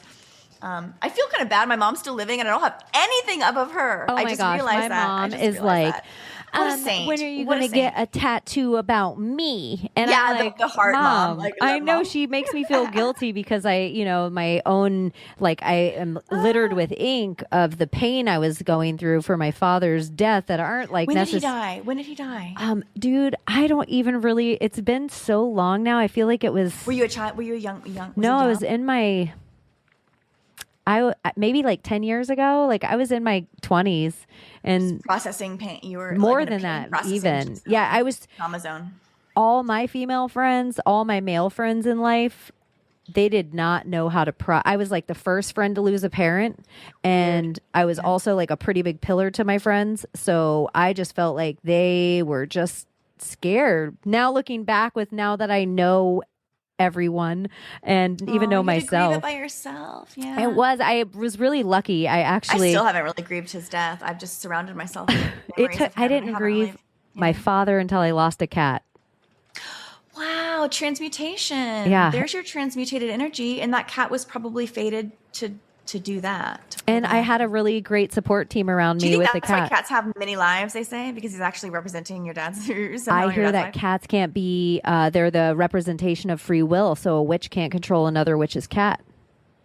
I love that. And if you ever look at your cat, you can't control it either. You can call a dog to you with your energy and your mind. You can call other animals to you. You can talk to a dolphin in your mind. A cat will look at you with their energy and say, fuck you. I'm not doing it unless I want to. And so they say there's something about cats that females kind of like touche.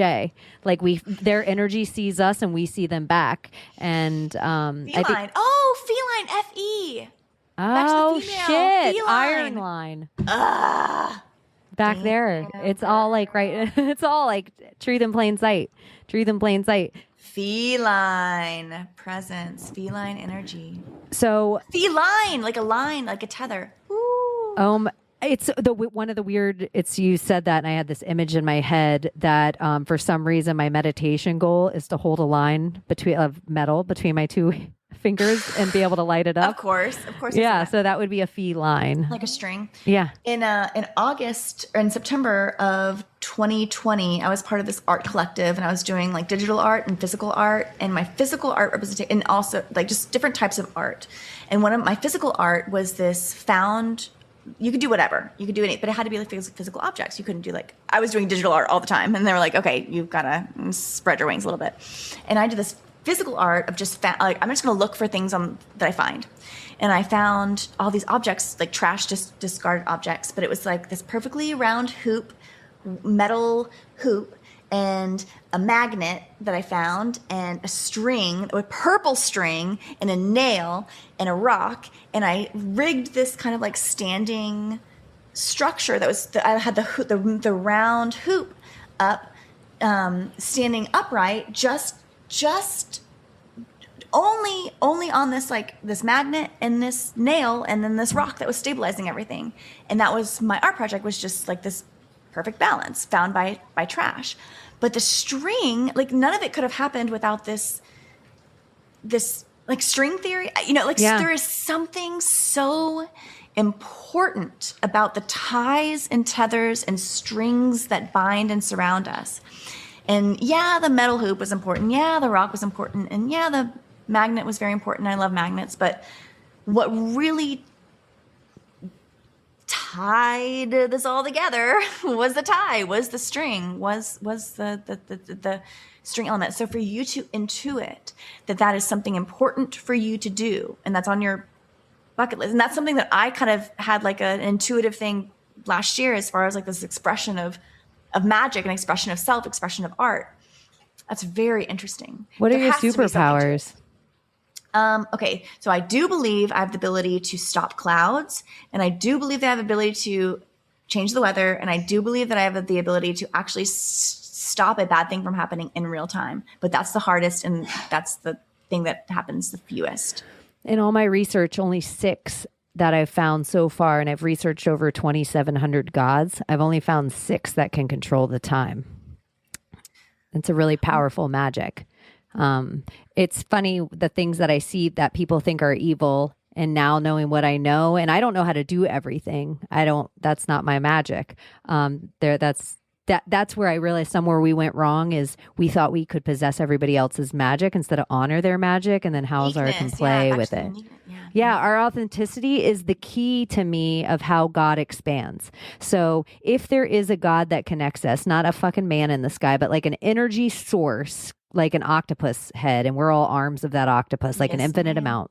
Yes, the only way that gets bigger and more and stronger is if you live in your authenticity, and that is only you can do that. If I even try to fake a little bit of me, there's a million representations of that, and God stays the same. But if I live in my authenticity, if it hurts, if it's painful, but if it's true to me, that's how God expands. And that's how your experience gets stronger and bigger and lighter. And that's how I heal my generational trauma. That's how but authenticity and vulnerability, to share your authenticity. Like it's brave, but you feel really weak sometimes, like a fluttering bird, but it's really brave. That's powerful. I connect with that on so many levels. I mean, they say the truth shall set you free.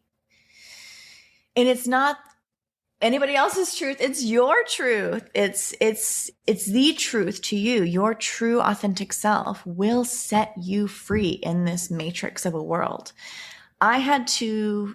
It took me 35, I'm now 36, but it took me 35 years to realize that it was even something to do, that living my true self was something that I could do, because I was always told to fake it till you make it. And that's a very successful way of living life. And I had a very successful 3D enterprise, in this 3D world. And now I'm 5D, and I have taken every milestone that I was told was my award, everything that I got to, and I made it, and I got here, and I got there, and I got there, and I got there, and I was always feeling this like, okay, when am I supposed to feel fulfilled? When am I supposed to feel like that I got, everything that I was ever told that I should go after felt hollow, essentially. And then in kind of like slipstream in my 3D world, all these little things that I created for myself felt very pure and amazing and would like set me up for something else. But over time, I was, my corporate 3D world really took over everything. And so from 22 to 34, whatever, like I was just in the nonsensicalness of success, of the corporate success, whatever. And I even became an entrepreneur 7 years ago. But of those 7 years, I was not awake. Even though I was like an entrepreneur, I wasn't awake in my thoughts. I wasn't carving out entrepreneurship because I really believed that my time was my most precious resource. Like I was kind of doing things, but I didn't really kind of get things. I didn't get it yet. But it really took 2020 to realize all of the things all the milestones that I thought that I was achieving were completely manufactured and completely fabricated. And none of it was what I wanted. And none of it was really truly me. And all the times that I really tried to be me, I didn't feel confident enough to really do it. I never really had. Did you get the Truman Show of it where you had like these people really close to you? Because we're only meant to think My mom still won't listen to one episode of a podcast that I do. My mother. And I'm like, Mom, I've done a lot. I even have my own podcast. She was like, well, I listened to the first episode and the audio was kind of scratchy. So I don't. And I was like, oh my God. I don't know if anyone in my family has ever listened. I've done probably thousands of hours of podcasting at this point. Feel so weird for your family to be like, I just can't be bothered. I don't even know if I asked him. It's almost like I have done so many events in my life that it wasn't a thing that they showed up that I didn't even tell them I ever was doing a thing. Like it just got to the point of like, yeah, I kind of had that. Yeah, like I don't even special older share. Brother. He always got all the attention, and so I got very used to like being invisible. Yeah, my parents were kind of newly rich, so once they had money, and I had a little brother. Were off doing they were like in the islands getting naked. They were like here, and so I was kind of like, the Ferris US Bueller. Virgin Islands or the British Virgin Islands. They like the French side because the French side is where you get to get nudie. I have a rich friend who lives in Saint John, so on the U.S. Oh, okay, yeah. He's one of my rich friends. I definitely spent a lot of time there. I think that that third world, seeing third world right up against first, like wealthy. Extreme. I did that. I lived in Jakarta. Indonesia from kindergarten through third grade. And I lived in first world, third world, and in Jakarta. I lived in kind of an expat housing community, but just beyond my little one stretch of like concrete street, it was just like dirt road, huts, houses built out of tires and trash, and like. But I didn't really care. I would ride my bike all around, like, hey, what's going on? Yeah, like a whole different, it's like such different realities, even from state to state in this country to the places that I've lived or my naivete of being in fucking Florida and not wearing a mask for as long as I have to then go to another state. How have you been there your adult life? No, I left when I was 18 and I moved to Los Angeles. I ended up going to like college in Ann Arbor, Michigan. And then I moved back to like LA, Hollywood, Portland, Oregon area back and forth. And so somewhere in the last like 5 years. That's a mood. It's LA to Portland. Yeah, and the whole vibe of it, every vegan chicken coop. Like, are you vegan? Did you do that? How long were you vegan? I am not. My wife is a total vegan. She has a vegan company. She is not vegan for it. She's not a grocery store vegan, like where she's like she's a true vegan, like and really she's also a vegan that will tell you if I go to your farm and your meat, or I go to your land and you hunt your deer, or I go to your country and you make your cheese, I want that, like, because the energy in it is everything to her. Oh, like So, an energetic vegan, not like like I get that. Yeah. I've been really way more purposeful. I really don't eat meat all that often anymore. Maybe once in every other couple, like very rarely do I have beef. Like I never do that. It's very ceremonial for me. It used to be for thousands of years. I feel like meat would have been a very beautiful thing for us, a luxury. I actually don't think we hunted buffalo. I think we followed them. We herded with them and we honored them, and we probably picked the mushroom out of their shits. And Ooh, like we so could smart. see if we were good farmers, we would, or good husbandry, would that be husbandry? Right. If we were good husbands, we would have watched them, and when the pack got slower, the sick one, the old one, the weak one, that's the one we would have taken out. And the whole entire herd of buffalo would have never been fearful of us. They would have felt like we were there. We were protecting them from coyotes and wolves and whatever else. Like we were all in it together. And I think somewhere, I don't think it was native. I don't think it was white man. I just think they convinced us. You can actually find pictures of every single buffalo fucking slaughtered. But if you can control necessity, that's how you create an alpha male. If you can control, if you look into tell me more about that. I like this. I'm curious about the concept of alpha male. That's something that I'm like, not just with animals. Yeah.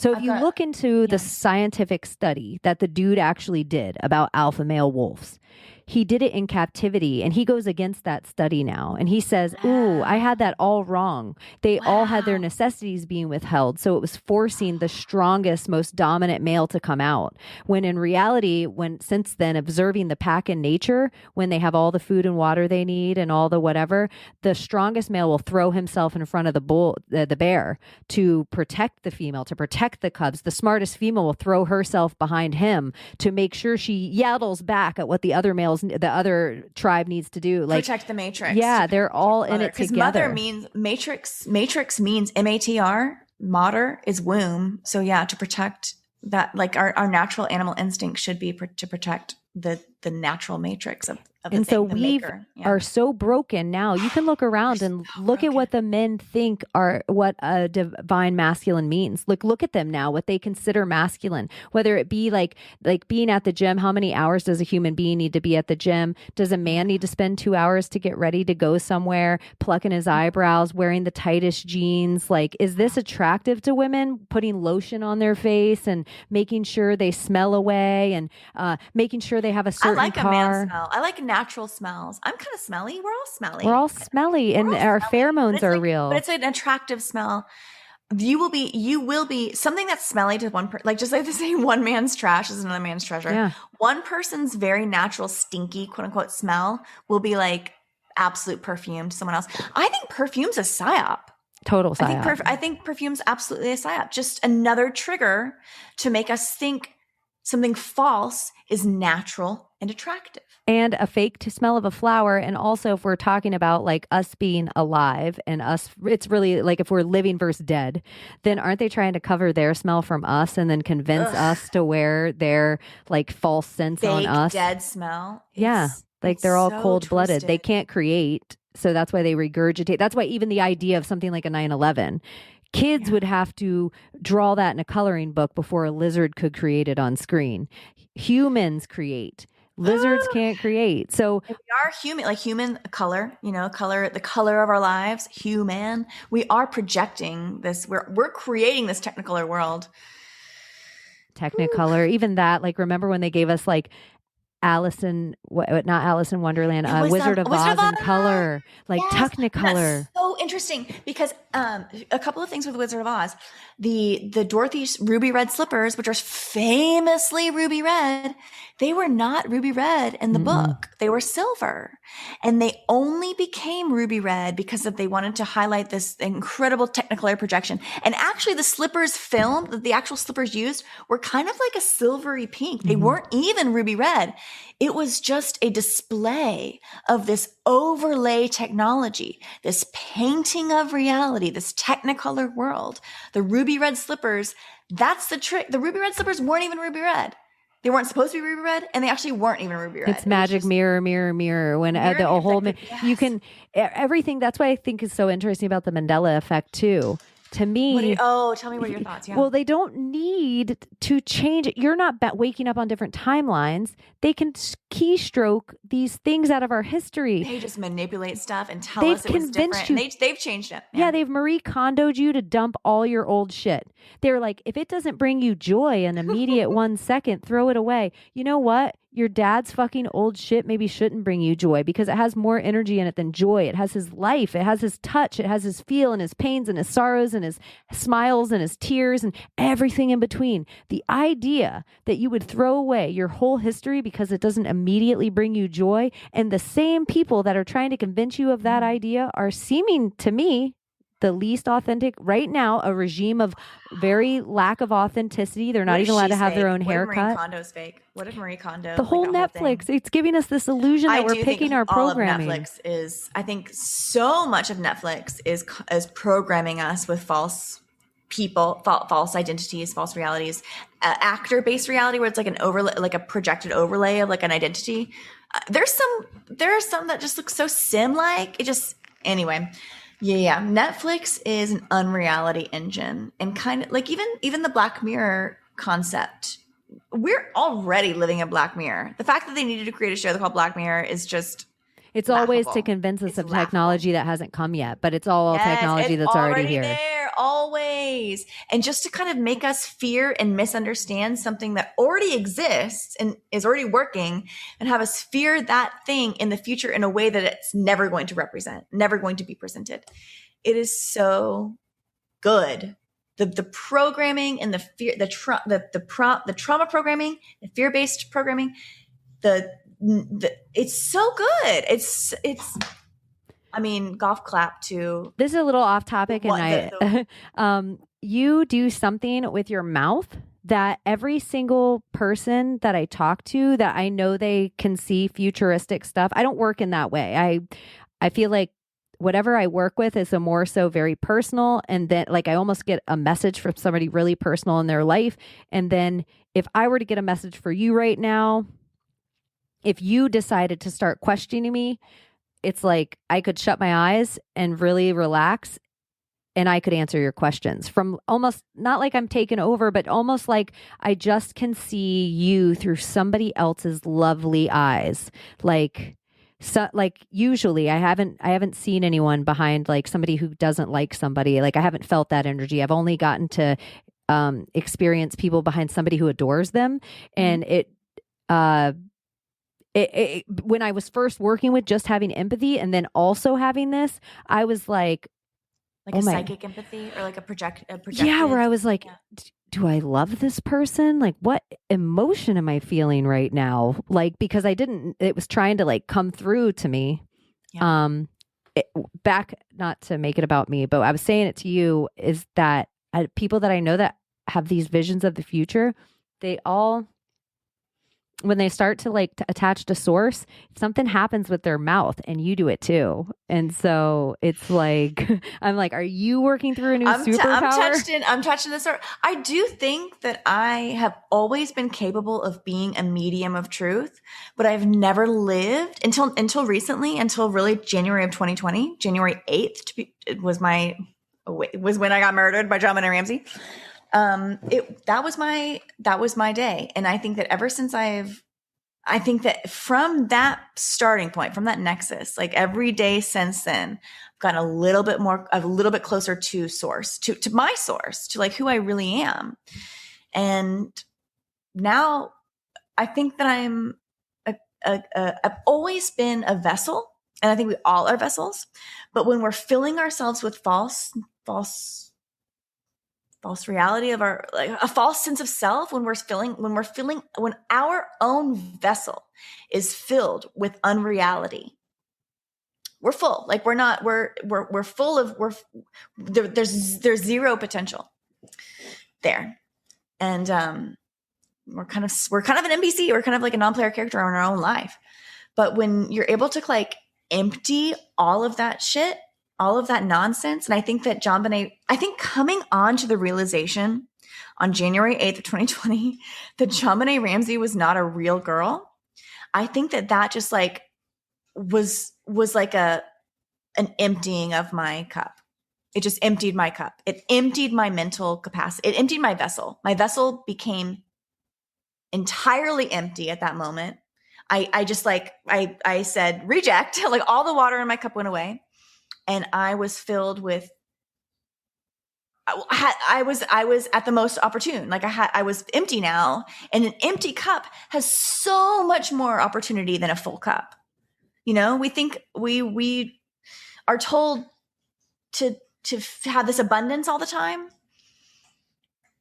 That might be a psyop, you know, but psychologically, I feel like when I realized that kind of when I realized that JonBenet Ramsey could be a fake child and the whole thing could be a fake, that just like splashed my mind. I mean, just the water went out, and I looked at kind of everything else. I looked at Jeffrey Epstein right away. And I realized I was going to ask you, go through a list of some like quick ones. And now also like the same way as all conspiracies, kind of like a quick pattern you see when you start your like fake. I'm going to give you just the quick hits. Okay. The first one was Jeffrey Epstein. That was the first one that I kind of came out. And that was immediate because there was a photograph of JonBenet Ramsey with Ghislaine, blah, whatever you want to say, her in the background. It appeared to be her in the background of a JonBenet Ramsey photograph, which is a little Dutch girl, which is actually so interesting because before I lived in Jakarta, I lived in Holland, and I have a picture of myself in that outfit. And I was like, holy shit, this is the Matrix talking to me in a weird way. Very strange. So I lived in Holland for 2 years before I moved to Jakarta, Indonesia. And so that little Dutch girl, JonBenet Ramsey photograph, and the story goes that her father had an arm of his company in Holland. And so that explains the little Dutch girl photograph. So bizarre. It also explains how Ghislaine Maxwell could be connected because of this European connection with John Ramsey. It's so Maddie McCain. Unreal. She's the same. Key-shaped eyeball. Key-shaped eye. You had a keyhole-shaped eyeball. Yeah, everyone said it was a Q or whatever, but it's like it's a magnifying glass. You know, it's literally like it's a magnifying glass looking out. And I don't think we need any new information. Zero. All we need is a new lens through which to view all of the information we've already been given about everything. And if we have a new lens, we'll see how fucking fake it is. We'll just see it. It's like the lifting of the veil. I don't think that I think the lifting of the veil I think the onus is on the veil there, but I think it's more on us. I think that we need I think it's a clarity of our vision. There's like almost like we could be blindfolded. I keep telling people like, stop fearing the books being burnt because you've already done that. Like we have it all in the computer. We have it all in us. It doesn't matter what they get rid of. With non-realities. Yes, too. the only things they allow through are to convince us that this is all real. Burn the books. Burn the books. Burn those like, books. Yeah. Burn it all down. I know. Burn it. We don't need it. I swear, if we coven together and are authentic together, we will come up with all the real answers. I firmly believe this. Back to the Salem witch trials. I brought that up earlier. Do you think that the whole idea of witchcraft was painted in such a way to like have us women really never know our like true inner like magic? And on that note, the whole projection of what quote unquote witchcraft is in like TV. Satan. It's dirty. Yeah. Very Satan. Yeah. I feel like I've never ever once worn all black and done a witchy thing, but I'm an extraordinarily magical person. Same.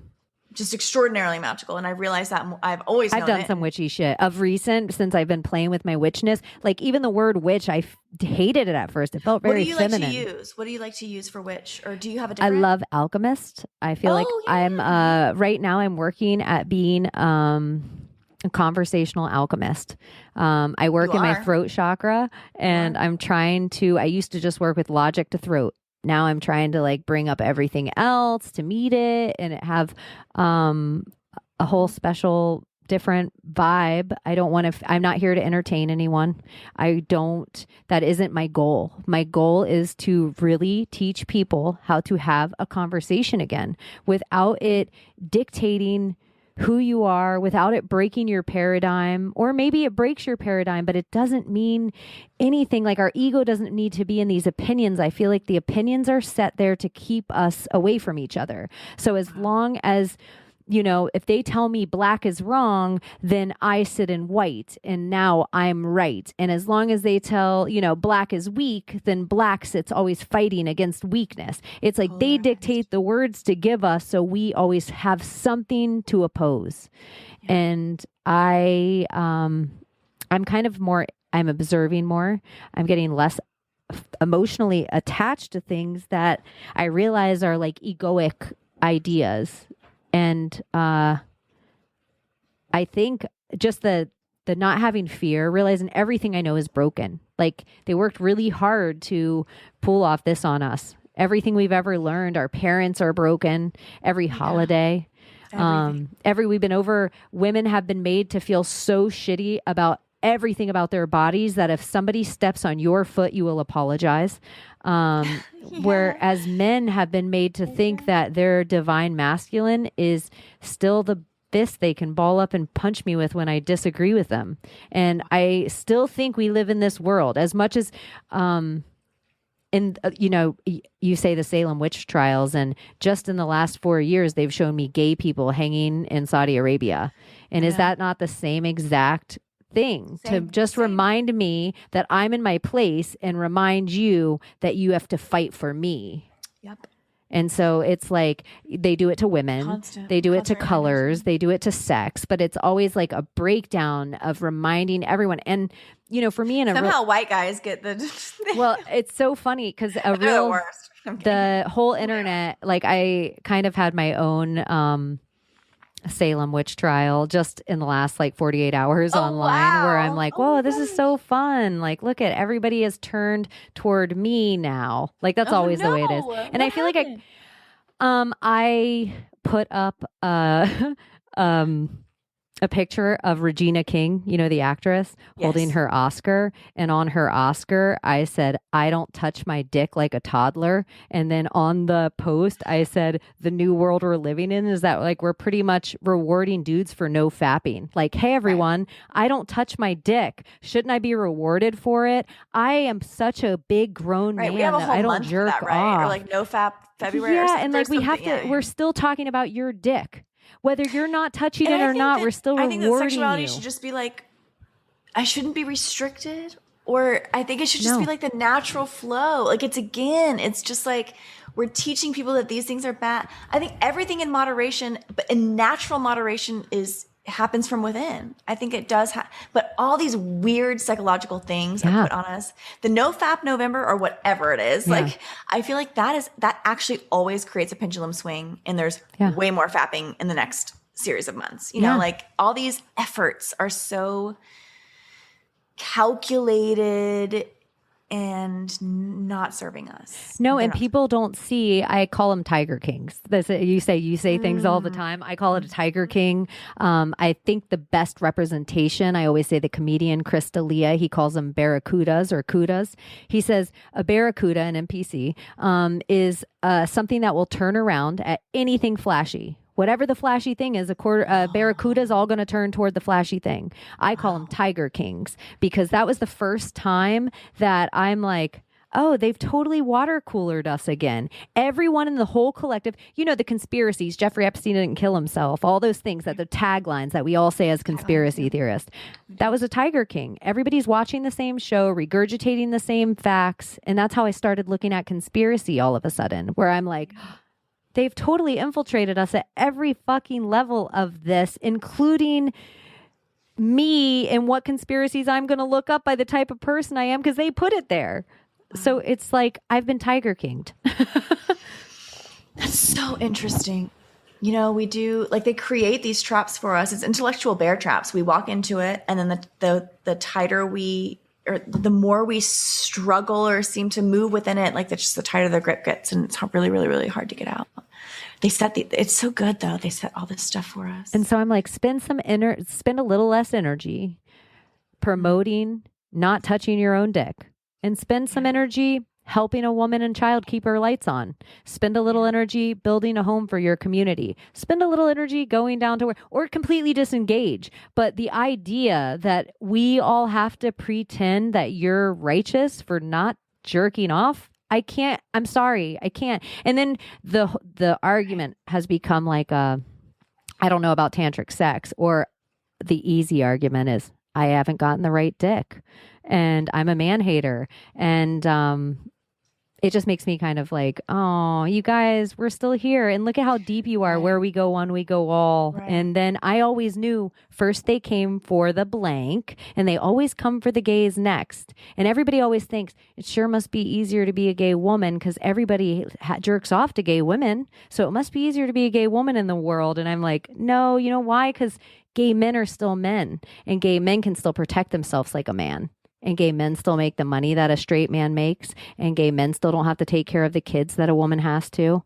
So we still are in very different worlds with very different responsibilities. And I don't have children, but I fucking feel entitled to other people's kids because I'm a woman. And we've been doing it for thousands of years. It didn't matter if we were raped, pillaged, taken over by a new tribe, had to tell our kids their fucking history in a bedtime story. Mm-hmm. Like, this is what we've been doing for all of human history. And right now in this avatar, I'm not doing it anymore. I'm not scared. I don't need anyone to pay my bills. And right now there seems to be laws in place that they can't burn me at the stake yet. So do you think a childless woman is one of the most powerful expressions of self? I'm 36 years old and childless, purposefully. I think a childless woman, a childless person, a childless adult is allowed the freedom to look into the darkness to what it's too horrible for a parent to even, they wouldn't be able to sleep at night. I wouldn't be able to be human vibration if I had children. I simply wouldn't. It was hard enough with a partner that didn't understand, with a husband that didn't understand me and would send me to medical doctors to check my brain. That was hard enough. But if I had to be teaching my kids about space and dinosaurs and like going along with that sort of thing, I don't know if I would have had the opportunity to wake up myself, to be honest. Maybe I would have. Maybe I was always fated to. But there is this, I don't think everyone's meant to be a mom. I used to feel a lot of guilt about that. And maybe, maybe I just haven't, like you said, maybe I just haven't met the right dick or whatever, like exactly, whatever. But they say, you know, when you'll know when you know, you'll feel it when you feel it or whatever. I have felt that I don't know if I'm meant to be a mother, to a physical bearing of children, but I do feel like in a way I'm kind of a mama duck to like a bunch of little ducklings on social media. And I have people reach out to me in a way and I'll guide them in a way. And it's a very earnest and nurturing sharing of life force, which I feel like is I have a maternal bent to me. Have you been a mom in your past lives? I don't think I've ever been here before. This is my first time here. That is so, I haven't heard anyone say that yet. Everyone I fucking talked to. I've never been here before. Have you first earth trip or first time in flesh of any kind? I wonder if that's one and the same. I don't know because everybody seems to be really annoyed with me that I'm not going with them. I've never been here. I've never been here before. You know that saying, I'm not from around these parts, or she's not from around these parts. That's me. I'm not. I've never been here before. This is my first time here. I think I'm here to like live the very human experience. And I was given like a fast track. I was given like an express pass through the matrix. And I think I used it wisely. Were you an adult in your kid brain? I've always been an adult. I've always been me. I've always been this person. Even as a kindergartner. I remember my mom telling me Bible stories.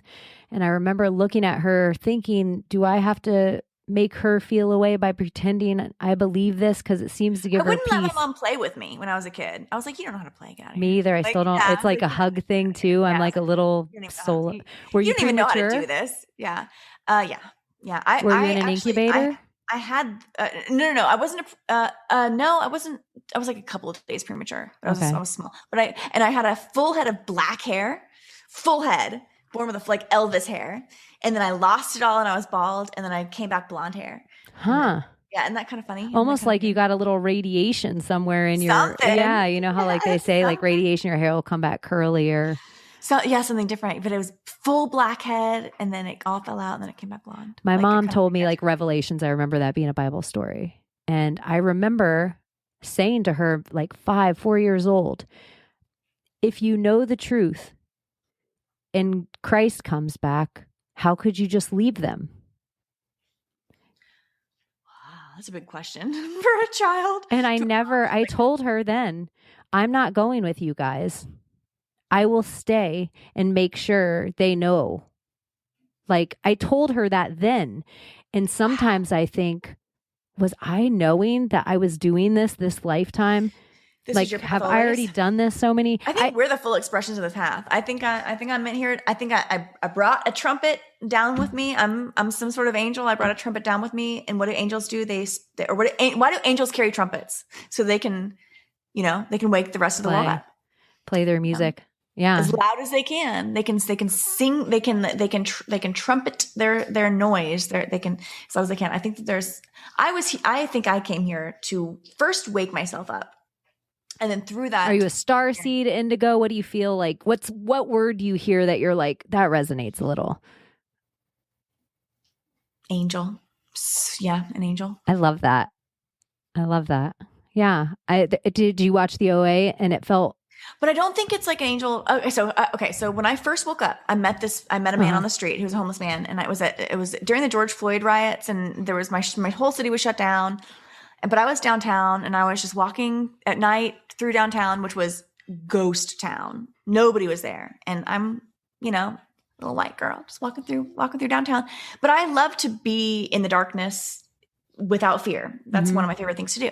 And I had an encounter with this homeless guy on the street and I sat down with him and we just started talking and I felt like he was a mirror representation of myself. He was telling me, and we were talking about COVID and I was like, shouldn't this be ravaging the homeless population? Like, shouldn't COVID have shouldn't you be dead right now? We were kind of joking and he was like, yeah, I don't get it. There's no one's sick. I mean, we're just kind of living life, So we had this kind of COVID conversation. And then he told me, just out of nowhere, he just kind of like abruptly just kind of stopped my little banter. And he told me that there's 3 types of people in this world. There are professionals. And that's not like a professional business person. That's just a person that's a professional human. Like they're here to just be here and do the human thing, this course that is laid out for all of us, and just perfect that, just do that, and like stay on that course and just do the human thing and be born and die and never really question the boundaries or the surroundings or anything. They're just meant to be a professional human. And then we have the sightseers, and these people, they're still kind of in the category of professional humans, but they believe that knowledge can be experienced through traveling far and wide and reading every book and attaining every material object and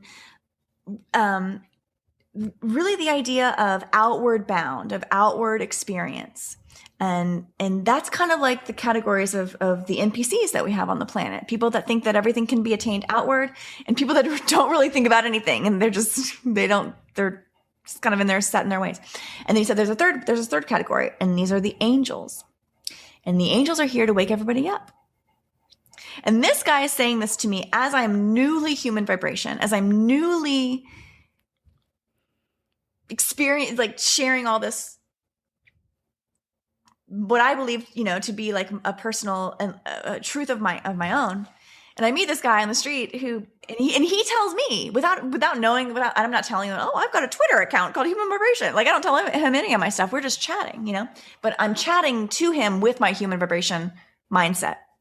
And so when he tells me about the angels, he said, and that's what you are. You're here to wake everybody up. And that was just validation. That was a very special moment for me. That was a very special moment. Yeah. That's awesome. I feel that vibe from you. Like you just Angel. have something. Yeah. And just the idea that but just like angels, I had a very darkness, just like a fallen angel too. I think I might have been a fallen angel, to be honest, because my first 34, 35 years, Lost. What color are your Lost wings? Humans. I've never thought about that. Probably purple. They're probably purple. You know, I have No a thing way. like that. Purple doesn't exist. Like purple doesn't exist because it's kind of Purple like is energetic. Purple is an extraordinarily energetic. It doesn't exist on the visible light spectrum. Yes. There has to be a bending of light for it to occur. And when it does occur, it's an extraordinarily energetic field. it's a masculine, feminine. It's pink and red, blue, red. It's all that. It's like it's the philosophy stone. It's pure magic. It's like the opposite of unreal. It's unreal to them. They can't see it. It's like a fake. I think purple to us probably looks shimmery white, more like pearly than it does to the color they're trying to create. Interesting. But I always felt my wings black. I always felt them very strong and very black and a ton of gold. comfort. I do wear this Pegasus has gold wings. It's gold. And so I think I might have gold wings actually. You're freaking me. I was obsessed with that Pegasus for the mobile Pegasus. Yes, it's the my dad worked for 40 years for Mobil Oil. Yeah. Really, I worked at a mobile gas station for a little while after a hurricane. I ended up volunteering and then just ended up working there for a really long time. And the dude I worked for, Mark, had a big, huge the famous Mobil. Yeah, the old school one. And I was like, I want that. And I used to tell him I'm going to get that red Pegasus tattooed on me. Pegasus and Mobil is actually part of the mythological like labyrinth realm. There's of like the Dante's Inferno. Or not Plato's Inferno, cave, but his no, not Plato's cave. Dante's other when he actually did not when he went downward, but when he went upward.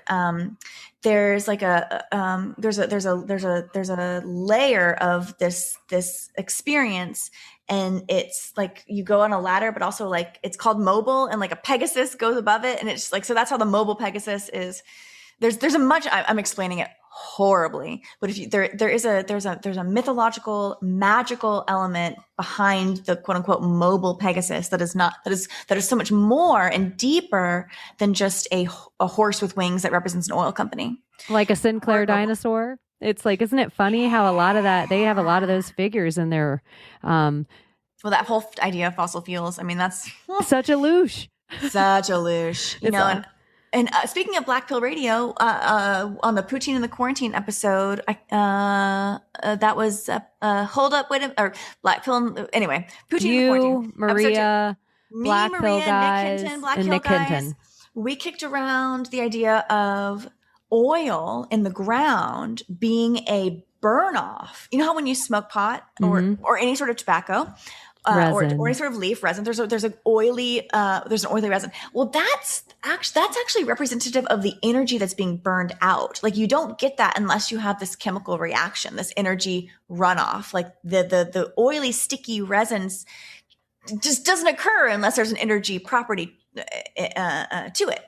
And so I wonder if like if our energy somehow, if oil is a representation of our burn off of our louche energy, just like in Fern Gully, that animated movie that was all about the forest, and there was like black goo, and the black goo was like the lifeblood of the forest, and the black goose, it was all about fear and all that, you know. So yeah, I wonder if, because it's definitely not fossil fuel. Black gold. Texas tea, Black Lives Matter, black dark energy. Like, look at all this, like, very haunting. And maybe all of these things are just psyops to. I think at the end of the day, all of this is about our energy. Mm-hmm. That's why John Benet Ramsey is important, not because she's a CGI character, or not the who, what, when, where, why. It really doesn't matter. It's the how. It's the how. Well, I guess the why, the how matter, the why, the louche matters, like the energetic property, like the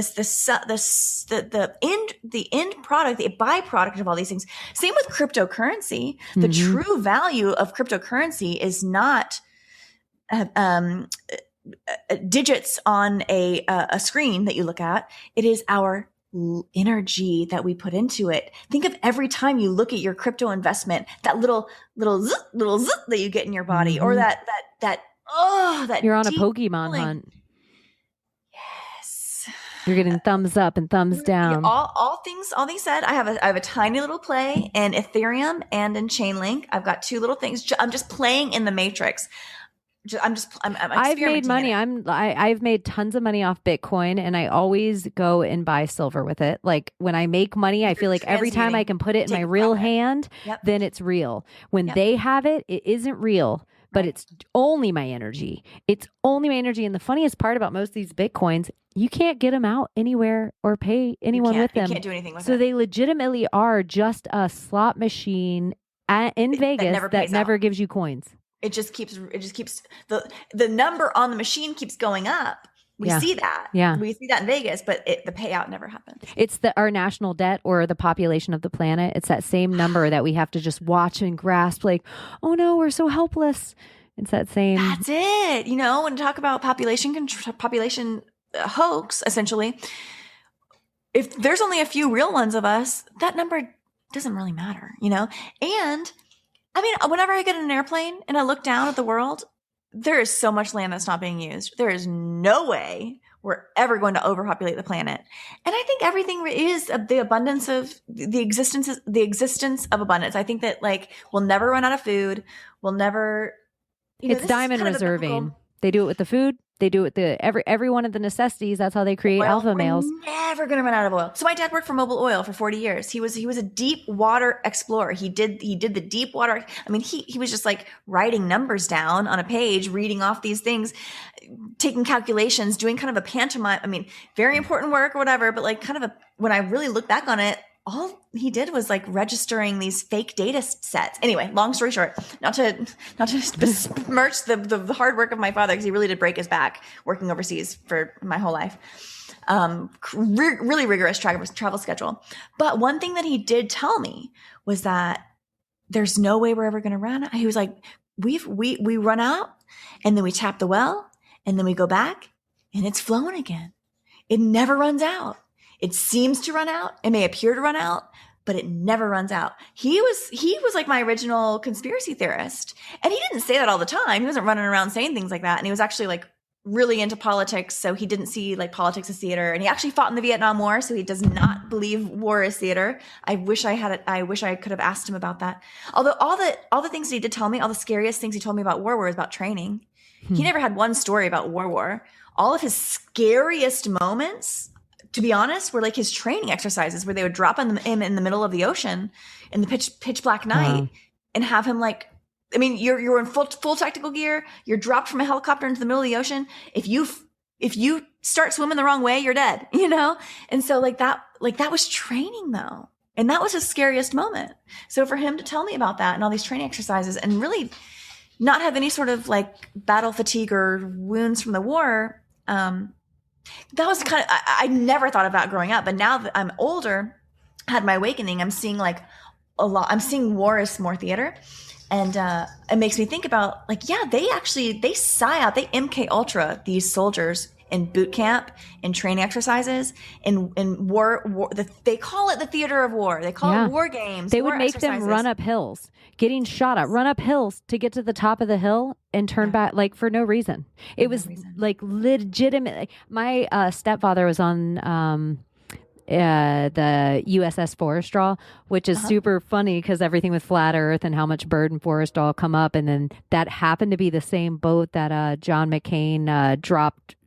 Like he was messing with the burner on the plane and lit the whole boat on fire, and it burned for like 3 days in the middle of the Gulf, and men died. Tons of people died on this boat where that guy was. And so it's just so funny to me, even with the Bird and Forrestal Antarctica of it all, that the same names all seem to be existent. The same boat, the Forrestal is the same dude that was all with Admiral Byrd. Kind of sounds like the Evergreen boat. Forrestal, Evergreen. Forrestal. Yeah, that is kind of a weird name. Yeah. Evergreen, Forrestal. It's like all encompassing. They're basically the same. That's a Janus. That's kind of like the same but different. Yeah, it is, and it's kind of a whole PSYOP of itself, and it's a friendly fire thing. It's a whole like always friendly fire. Always. Friendly fire. Yeah, always seems to be we could totally do this for other hours, but I want to be really good about respecting everybody's time. So plug everything that you want to plug. And all right. Well, this was great. It was so awesome. And I want to plug you. I want to plug you first because it's amazing. This was a really wonderful conversation. And I would absolutely keep talking about all this stuff. Can we hang out again? Can I ask you, can I put you on pressure and ask can you hang out with me again? Yes, let's go ahead and schedule. No, okay. You DM me. We'll get scheduled because we have so many more things to talk about. And I think that having these types of, I think there's something really special about the female to female. I interview with a lot of dudes. A lot of dudes interview me and have a lot of conversations with dudes. And maybe I need to like help them get their feminine, whatever. Like maybe that's my thing, that I need to help them with that. But like, I really, really enjoy connecting with with a strong feminine masculine. Like I connect with my Maria. She's as feminine as she is. She also has this like really strong like. Yeah, we share a birthday. That's how we became friends. Oh, cool. And same with you. Like you have a really beautiful balance. Thank you. You do really too. Tapped into your feminine, but I feel like I need more of this, and so I definitely want to. This is a different conversation than I've had on. Like I'm looking at this podcast list of all my guest appearances, and it's kind of like the same thing. I've done the same rinse and repeat. I'm on like 14 plus podcasts, but this is different. I haven't. Many things that I've said to you today are things that I've never said before, and I think that that's extraordinary, and I like it. So okay, plugging myself now. So I have a podcast that I'm with two other guys. It's myself, Rambo and Murph. We have a podcast called Real Eyes Radio, and we did season 1, which was 8 episodes, and that is available on all the major platforms: YouTube, Apple, Spotify, YouTube, Podbean, or whatever, wherever you get your podcasts. It's Real Eyes Radio, and it's fun. We just chat for about 2 hours, and we talk about all things reality, unreality. And we kind of just hang out and discuss. It's casual, but it's also informative and fun. And then I'm on Twitter at Human Vibration and on Instagram at Human Vibration _Insta. And I'm just rolling out a new show with my Maria called Mating in the Matrix. And it's going to be a Patreon show because we're going to be a little bit more personal, a little bit more casual, talking about personal things. And that is, we're recording our first one on Monday. So we have a preview show that's on my Maria's channel. So go ahead and check that out. It was when we were in Colorado together and being soul sisters, twin flames in Colorado. Hijinks, the Colorado Chronicles, as one of my followers called it. And let's see what else.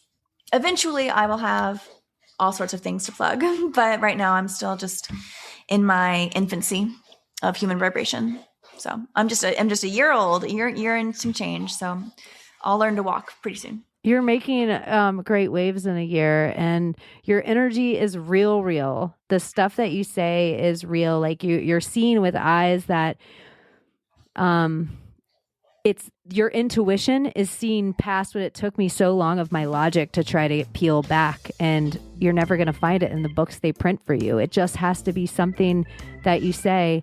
And you said something about silver being the most reflective metal of the sun. And I always have I'm playing with silver coin most of the time. I have a silver coin in both pockets. Wow. And I just thought it's interesting in the biblical term how silver, a divine metal, would be the best reflection of the sun, the spirit. The Jesus. Wow, yeah. So it would just make me think maybe women are just maybe the best representation of the Christ. And I don't know, you kind of give me that vibe. So thanks, Angel. And I hope we hang out again. I really do. We will. Hit me up. We'll get it scheduled. Now all my dogs are joining in. That's perfect. Not to be outdone. Not to be outdone. She's like, I didn't get a cameo on the show. Yeah. What's her name? You have to say her name now too. Tiny. Knuckles and Tiny. Knuckles and Tiny, and they are quite an English bulldog and then a like terrier Chihuahua mix, and they couldn't be, talk about night and day, sun, moon, gold and silver. They are like my dog's name's Teeny. Teeny. Oh, teeny. Yeah, tiny. she's a blonde version of the dog you just held up. She looks like a little weird, like. They need to have a FaceTime. Yeah, Teeny totally. And Tiny need a FaceTime. They need a lady time. So you're awesome. Thank you. All the good energy and love. And see you soon, Human Vibrations. Namaste. Thank you so much. Bye. Okay, bye. So she has been Cheney, and now she's off to smoke a blunt. See you next Tuesday, you fucking cunts.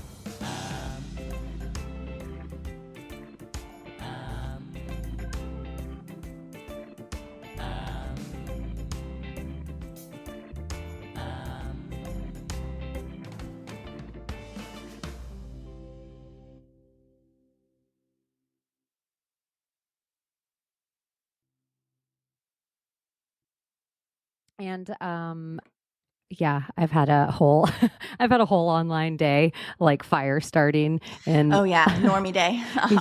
Oh my gosh, it's been interesting. So I was like, okay, I'm not gonna fucking bring all that energy here. And then it's funny I had because to do this thing. I didn't even really have time to clear my. Let's take a cleansing breath together. I thought that your name being Human Vibrations was perfect for the way I felt. You know, we feel it. We really do. And you can feel when your vibe is like out of tune with everything around you and it's like everything's a miss, you know? And then there's other days where it's like gliding through, easy. Everything goes great. I feel the amount of attention I have on me. And when people are paying attention to you, good or bad energy, it still fills your cup. And then you have to transmute it. Yeah. You're right. Yeah. The energy you receive, you have to do something with. I mean, you can't, and how you know, some people seem like they, you know, are more like with it, you know, it just rolls off them like a water off a duck's back or whatever. But it's, I don't know, that's still a process too. You know, that even finding, even like learning how to like Neo and the Matrix around bullets to like emotional bombs, that itself requires like an extraordinary amount of like stillness, which is actually hard to do. Be still. I know. Observe, like really just in life, trying to observe more. And everybody's like, you know, you got to let every emotion go through you. You do, but the reaction to the emotion of what you allow to come out of you, I think is very controllable. And that is I think that's all we can control. I think that's it. I think that's all we have control over in this world, which is not nothing. It's not nothing. It's a big thing. We have control of our own reactions to things. Ownership of our own reactions and ownership of our own emotions is that's like the skeleton key. That's a skeleton key for everything. Because yes, you're dealt, all of us, we are all dealt very personal challenges in this matrix. And all of us are going to have different challenges, and all of them are going to be like uniquely identifiable and one day uniquely triggering to us. Every single person's got that thing, and it will always come up in their life, always. And it will present itself to you in extraordinary ways. That little one thing that's like your trigger. You'll keep seeing it until you find a way to transmute the energy. Yeah, I think it'll stop showing up so much once you learn how to not be so triggered in life or victimized by yourself. You know, we victimize ourselves when we can't. You're victimized once by someone else. It will happen. But then every other time that you don't heal from that, it's a victimization of self.